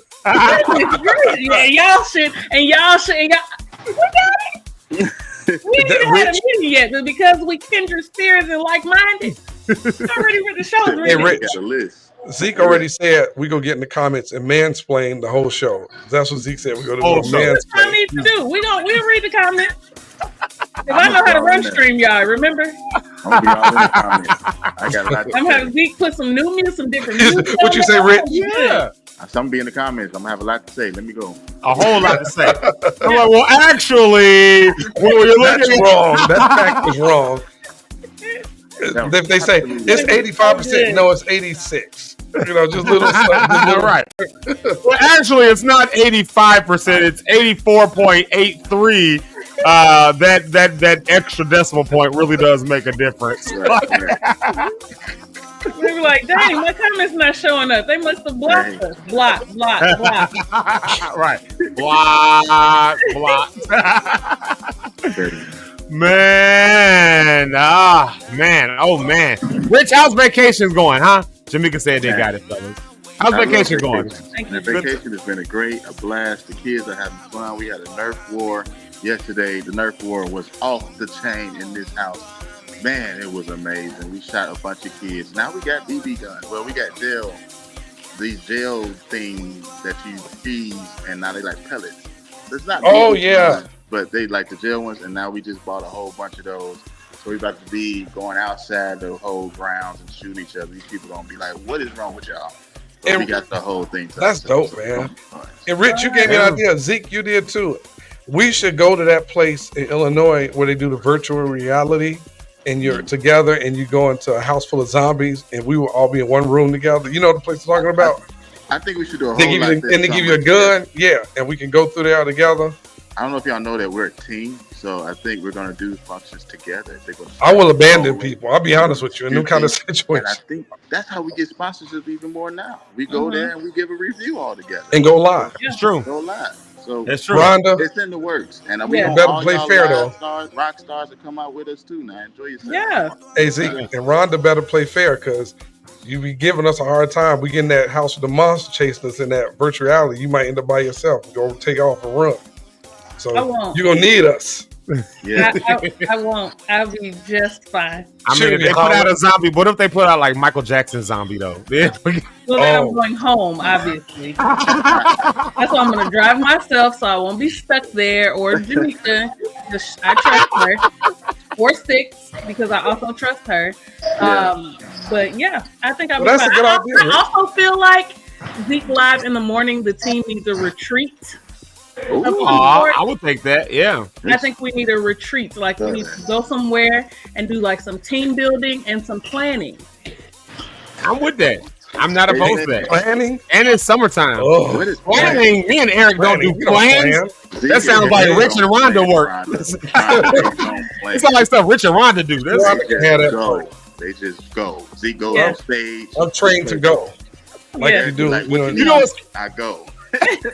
But you know what's crazy though? We have done. I think I said this yesterday, Eric. When was it? Yesterday, the day before yesterday. I was like, y'all don't understand. I was like, Lock Stars, y'all don't understand that the fact that we have a topic any day at all, like, is amazing. is amazing because me and Eric used to just. When I say we had our radio show, we was reminiscing. I think that was yesterday, right, Eric? Yeah. We was reminiscing a little bit, and I said, and had the biggest, most popular show though. 30,000. You know, we would just walk in. When I say no plans, we just look at each other like, what we talking about? She would have been cringing. She would have been cringing because we come in and we on live cameras all over YouTube and Facebook, and everybody streaming, 30,000 people watching. And we'll crack open a bag of Harold's chicken and sit there, eat at the table. Just crows falling, stuff around your mouth, and you have just hood with it. But Nika would be cringing, like she would be like, "Why y'all can't just have a topic? Why y'all can't just? Because why? That's why." You know, and I think I used to have that mentality, and I'm like, shit started shifting, so I'm always in the middle now. So I understand what Rhonda wants because I understand it does make my life a lot more peaceful. Oh yeah, but the fun and spontaneous things to say right on air when it's time. I love that side of me. I think that's the Sagittarius, as they say about me. For like sure. For sure. But I'm learning structure because them Virgos are something else, my God, today. So yeah, it's just I understand. I feel it. Yeah, I don't mind spontaneity. I don't mind that. Don't get me wrong. I'm not that rigid of a person. However, I do think that there should be a theme, even if it's just for the week, right? Like when we did love and relationship weeks, like when we did mental health weeks. You see how it was like aligned and it went smoothly and everybody showed up every day? Maybe not knowing specifically what we were going to talk about, but we had an idea of the theme. And that is important because you don't want to lose the people because they don't know where you're going. Everybody don't like surprises. You understand what I'm saying? But if there's a theme, and, you know, and then you can flow within that theme. That's all I'm saying. You don't have to agree with me. I know that I'm right. The numbers prove that I am correct. Oh, we can't wait. We can't say numbers prove. Oh Lord, numbers war. No. When are we gonna do this numbers war? When we just gonna make it happen, y'all? No. I'm not saying that war. I'm just saying the spontaneity is great. Well, and I hear what you're saying, a theme, but I'm saying like Zeke and I, we had our numbers were extremely high with being that way. That's fine, and they could have been probably extremely higher. We had celebrities, everything on there. Everybody liked it for that. They loved it. They was like, "Oh, y'all randomness." But you know what? You know what it is too, though. We were only doing that once a week for like. You're right. Like 2 hours or something like that. I agree with you, Rhonda. And now we 2.5 hours, 5 days a week. So I agree with you, Rhonda. Good is the enemy of great. You can be good, but you can also be great. Oh, I'm already hey, Shabbat. Well, I've already passed that. I mean, that'll be average for me. But you know what? I agree with you. I support everything you're saying, and I do agree with you on that. You know, I'm not haughty. Please don't take that wrong. I'm not a haughty guy. I did see that you posted some original content for the first time yesterday on Facebook. I was like, no, actually, I used to do it all the time. Actual status that he wrote. Funny. And you know what? Something that he shared from someone else's page. And amazingly enough, she's right. It. Original content. You know what? It made it amazing. Original content is king. And you know what? I got thousands of views on each one. That's just crazy, right? Fantastic. Right? Brand new guy. I actually want to hear from you. So again, my point is proven that original content is king. Oh no, never said it wasn't, but original spontaneity is Lord. I'm trying to encourage you. No, you did. Do it more often. And well, okay, you shouldn't. I felt like I was getting an order at the end. Do it more often. You don't have to listen to me. You don't have to. I know. I mean, that's a given. I'm just saying. I respect what you're saying, though. Listen to your audience. I listen to my audience. Right? Exactly, Rich. I listen to my audience. Listen to Rhonda because she has some. She knows what she's talking about a little bit. She's great. That's why she's here. That's why she's I agree. She's a certified yapper. You know, certified. Starting to get a license. She's certified. Certified, yeah. Yeah, I agree with that too. I agree with that too. What key was that? Since you always on point. What key was that you was just in? That noise you just made. That sound. He said, that's I'll tell you right now what key that is. If you start with C. G. It was a G. It was a G. Was the note of G. So Zeke had to tell you, you're good. No, I said it. Amazing. C is certified musician. That's G. C is okay. And what else? What you mean? Give me F. F. He's right. That's an F. That's yeah, he's right. I believe you. I don't know how we got here. Is what made me laugh. Uh-oh. Yeah. Yeah, my ears impeccable. Play with somebody's tape. Play with Legos. Just don't play with me in this area. Very good. But you know, I will admit this. We are clipping this right now. I will admit this. I think I agree with you about having some type of structure. Okay. Don't get me wrong. I agree with structure all day. You better give it a butt. You about to give it a butt. No, it's a butt coming. I'm gonna say like pause. But see, like here, these are all things I'm working on that are like whole itinerary schedules and things. So I believe in structure. So I'm not knocking your little battle on structure and saying that you need to have structure and things like that. I agree with you 2,000%. Not the little. Not the little. Not the little. Like no worries, Zeke. I was about to eat them up. Let them keep going. No, I didn't mean to demean it like it was unimportant. It's great.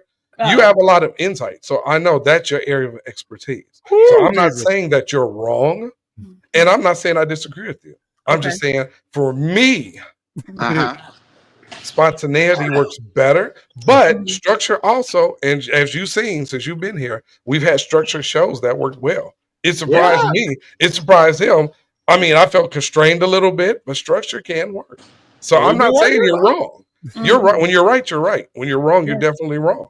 And that's for both of us. That's for both of us. That's for both of us. When I'm wrong, which is rare, I can be wrong. It's not often. It's not often that I'm wrong about anything. Yeah, but in this area, I'm going to submit to you, Rhonda, in this area. Okay. I'm submitting to you because I'll be honest, this is your area of expertise. Okay. I may be great in No, I'm submitting to you. Now I may be amazing in 2,000 other areas. But in this area, this may be my almost master area, and I submit to you. Honestly, because I honestly mean this, I think you're the expert in this area, and all of us benefit off what you bring. So I don't want you to think I don't want you to think I'm fighting you on structure. Oh, look at Rich. I'm just saying I work in chaotic situations. I thrive in chaos because I'm a chaotic person. And I can be a toxic person. Yeah. Yeah, I try to bring peace to chaos while I can thrive in it. I don't like to live there. So I try to, I'm a very solutions oriented person. So when there's chaos, I'm like, great, I see that there's chaos. I'm not uncomfortable in chaos, but I'm definitely going to try to bring it to a more stable place for the sake of everyone else, because burnout is real and I've experienced it and I hate it and it's terrible. And burnout typically comes from when things are chaotic. So when we try to have structure. We got to block that person right there. Hallelujah! Come on! You gotta block her. Yes! That's what I'm trying to figure out. I'm listening to everything Rhonda's saying. I'm with it. I just can't get past this part. This is the one part. Stop the track. I can't get past this one part. Why is it that our families, the ladies in our families, have decided that Rhonda is the and that she's right. Side. They're supposed to, my auntie Regina talking about y'all leave Rhonda alone. That's my niece. I'm like, it's what the world?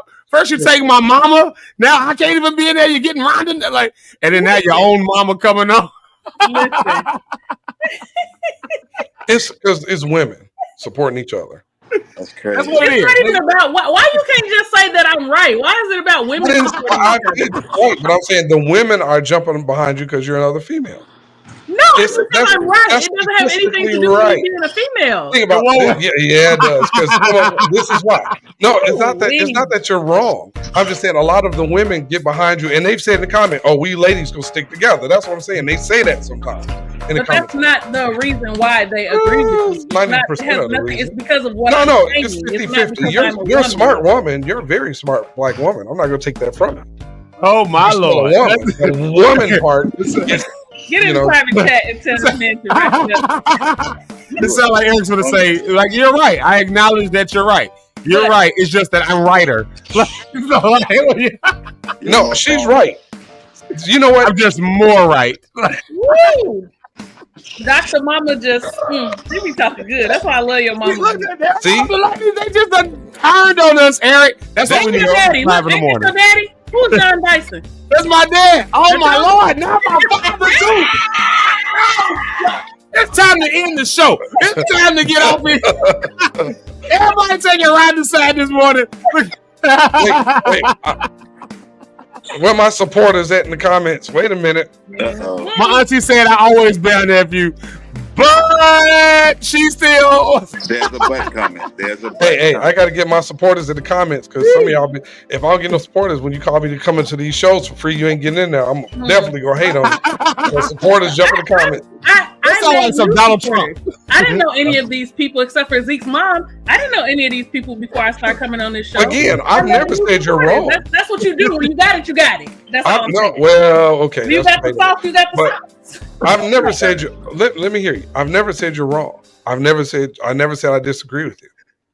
Oh, Jesus. I just said that this is hilarious. I personally function better in a chaotic situation. Hey, you That's see all. what Zeke mama said? She just from the doctor. So you take that pill and swallow it. No, but she's right what she said because I'm the guy that they call. But see, my chaotic sense is why the powers that be call me into the chaos because they said I can fix it. I thrive in that area, right? Like when Zeke had that chaotic situation on that tour, and they was like, "Fix it." Zeke called me in the middle of a chaotic situation with the 20 talking about that Albany situation. Yeah, it was fixed. Oh my God, that was actually crazy work right there. That was actually crazy work. That was like how the heck did that happen? Like how did you pull that off? We have to talk about that some other time, y'all. Genius. Y'all, this is why I love. See why I love getting up every morning? Because where else are you gonna find an argument like that? We need a show. Wait, you gave an idea before we go. Something that Marcus said. What did he call it? The Hood Debaters? Yes. I would love a show of debate for one show on a topic, and I want to debate Rhonda and one other person who think they can handle me, come together and have a debate with me. Derek, you're obsessed with me, and that's fine. I'm who? You're obsessed with me, clearly. You feel that way, really? Every time you turn around, you calling my name. I be waking up in the morning. Sometimes getting people on YouTube, and you be mad because Rhonda. I'm like, damn, I just opened my eyes. No, it's because I feel like most men are. No, I feel like this. God has sent me to humble some people. That ain't me, baby. And so I feel like sometimes people got to be like, all right, we're going to let you get a little freedom, but bring it right on in here. But no, I would love to debate you on the topic. Eric is the humbler. I'm the humbler. Yeah. You know, when I say I am the humbler. I would love to debate you, Rhonda, on any topic you choose and debate you. And I would just come with comment. You can get all the little facts together. You know, that's your thing. And I would debate. And I would. That's your thing. Everything No. I'm not gonna say your big facts. That's rude. But I would say get your facts together, and every fact that you bring, I can dismantle it. Every fact you bring, I can have an opposition to it, an opposing view. All right, we should have a Eric versus Rhonda episode. Just let them go at it. Please do, and just turn it on the screen. Y'all got to subscribe to another channel for that. And wait, there's got to be a special episode. We got to Rich. We're gonna subscribe to a whole nother channel. Yeah, what they can do is this. Me and Rhonda come on the screen, and Zeke somebody can put up a topic. It can say men versus women. Who's the smartest? Right. You can give us a topic, and we debate on that topic. And I'm telling you now, I will come. You will get a few points in there, but the majority will go my way. Well, y'all, let's do this. We got to run our round table because we actually got jobs. We got. Yeah, I know it's crazy, right? It's actually crazy how time be flying with y'all. That's why I love y'all, Negroes. I guess I will say this before we go to our round table. Father's Day is on this Sunday. They said that's the worst holiday of the year.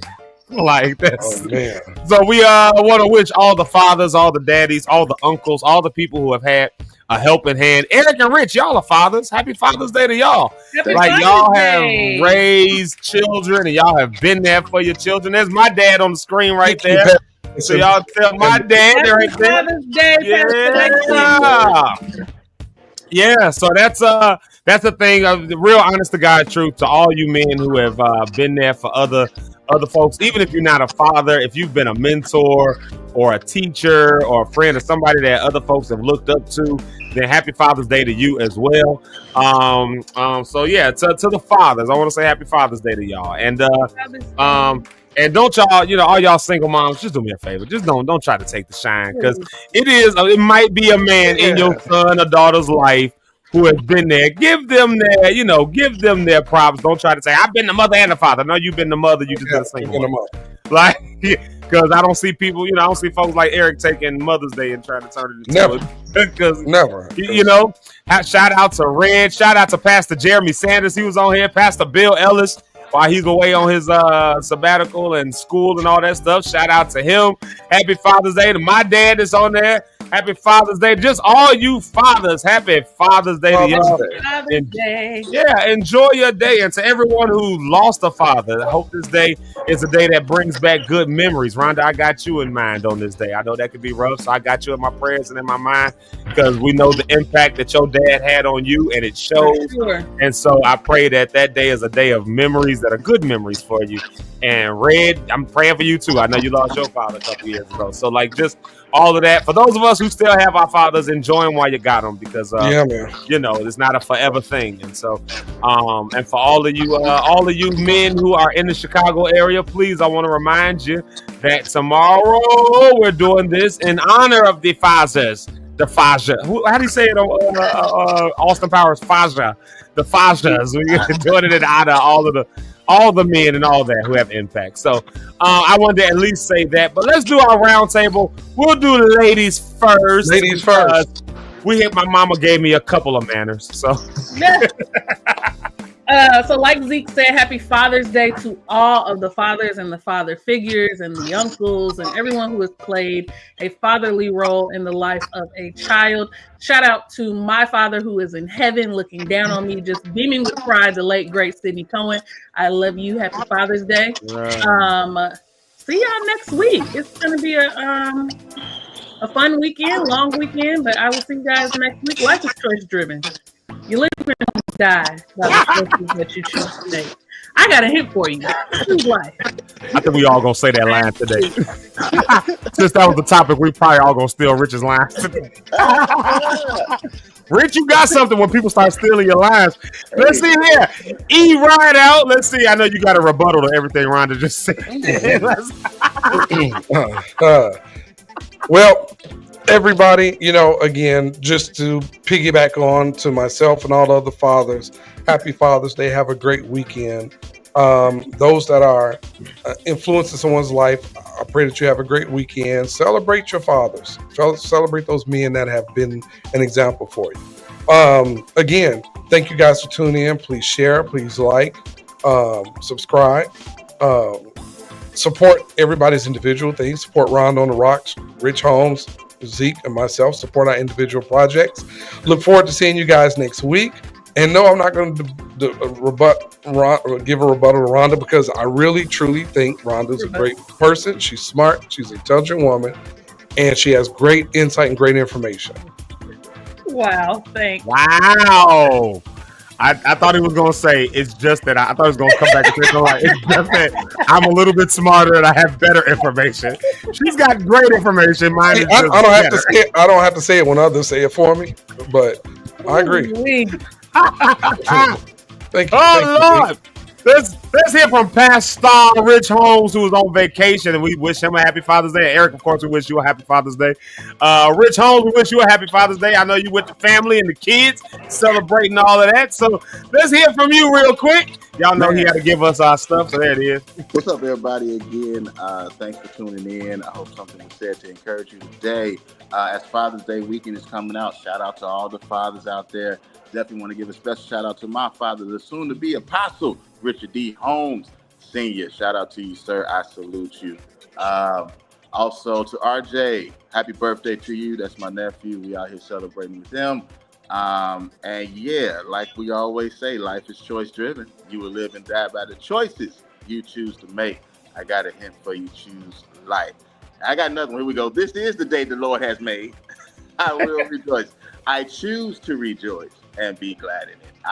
Hope you guys have a good one. Do you want me to pray, Zeke, or no? Yeah, absolutely. Okay, God, thank you today for us coming together, even in our whatever we got going on in our everyday life. We pray this weekend. We speak life to all the fathers, Lord God. Let them continue to be strong, Lord God, when they get overlooked, when people not telling them how great they are, when they're not hearing all the encouraging words. Help them to still be the foundations. Help them to still stand strong. Help them to still pursue being structures for the family, Lord. Keep teaching our men, Lord God, to hear from you, to keep praying from you, to keep a relationship with you, Lord God, so you can continue to build them up so they can build this family up and build our next generation up and build everything for things to come and generations to come. God, for everyone else, Lord God, we thank you for just keep on protecting us, Lord God. We pray that this be a great weekend. Console us, Lord. Heal the brokenhearted, Lord God. Those that have all types of emotions during this weekend, just be right there with them. Holy Spirit, we ask that you guide them. We ask that you be a comforter for them.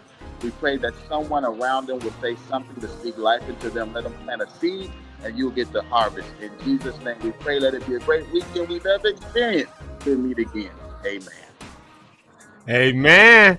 Amen. This is the day that the Lord has made. I choose to rejoice.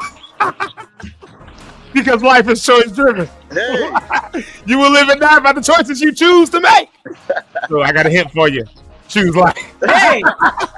We stealing all Rich's lines. We just stealing all of them. Just every time you come up with a new line, we steal it. Just found it is gone. Just found it is gone. Like, yes, Lord. It's all good, man. Hey, y'all. Thank y'all so much for locking in with us this week. I got to make sure I got to check it. Let's see. Rich, the prayer went to heaven. Miss Ursula Ellis said amen. So that means that prayer touched heaven. There it goes right there. And then, oh, look, my mama's even getting in. She said, choose life. She gave the Deuteronomy. There it goes right there. And oh look, Rhonda, if your mama saying amen, then we know it's an amen. Like we know it is well, it is done, it is so. Let's see here. And then Eric, I know your mama put it in here. She put it in here. I gotta put it on the screen. I gotta put it on the screen before we get off. Well, first off, she did say that after she put it on the screen. She was like, you better leave Rhonda alone. Rhonda done stole our mamas, our aunties, like. And then there it is right there. She says today's show was awesome. Y'all have a great team. Zeke Live in the morning is definitely a great way to start every day. My God. Yeah. Man, listen, y'all. This was a great one. And then Ryan, I'm gonna put your mama's comment up there. Happy Father's Day to all the fathers and father figures. May you all have a glorious weekend. Another great podcast today. So when the mamas start telling us, all our mamas told us today that we had a great one. So that must mean we might need to listen to Rhonda a little bit more. We might need to listen to Rhonda. Eric went off the screen when I said let's listen to her. I'm all for it. Well, y'all, I always appreciate y'all being here. So praise the Lord for that. Till next time, we'll be back on Monday. Like I said, fellas, don't forget tomorrow we got brunch at 114th and Vincennes. It's free to you. This is the last time I'm gonna put it on the screen before we actually do it. It's free to you, so please come out. And then, come on out, 10:30 tomorrow. And then Healing Voices, put that on y'all's calendar, man. I want to see y'all. Like, we've been hinting at doing all this stuff with kicking back and everything. And I realized I needed therapy instead. So why don't I just merge it all together? Just merge all my worlds together. My work world, my church world, my morning show world, my needing therapy world, and my kicking back, because we got some celebrations to do as well. So we going to do all of that. Every second and fourth Thursday. That's an undertaking, but guess what? I think it's well worth it. So put that on y'all's calendar. Mark it down. And until this coming Monday, y'all have a great weekend. All you fathers and father figures, we love y'all and appreciate y'all. So y'all have an amazing weekend. Again, I love y'all. Rhonda, you made me cry today again, and we ain't gonna be doing that too much more. I can't be coming on here like a crybaby all the time. But, cool beans. Hey y'all, I love y'all. Y'all be blessed, and I'll see y'all on Monday. Everybody, Lock Stars, y'all stay blessed. I'll see y'all. Peace out. Bye.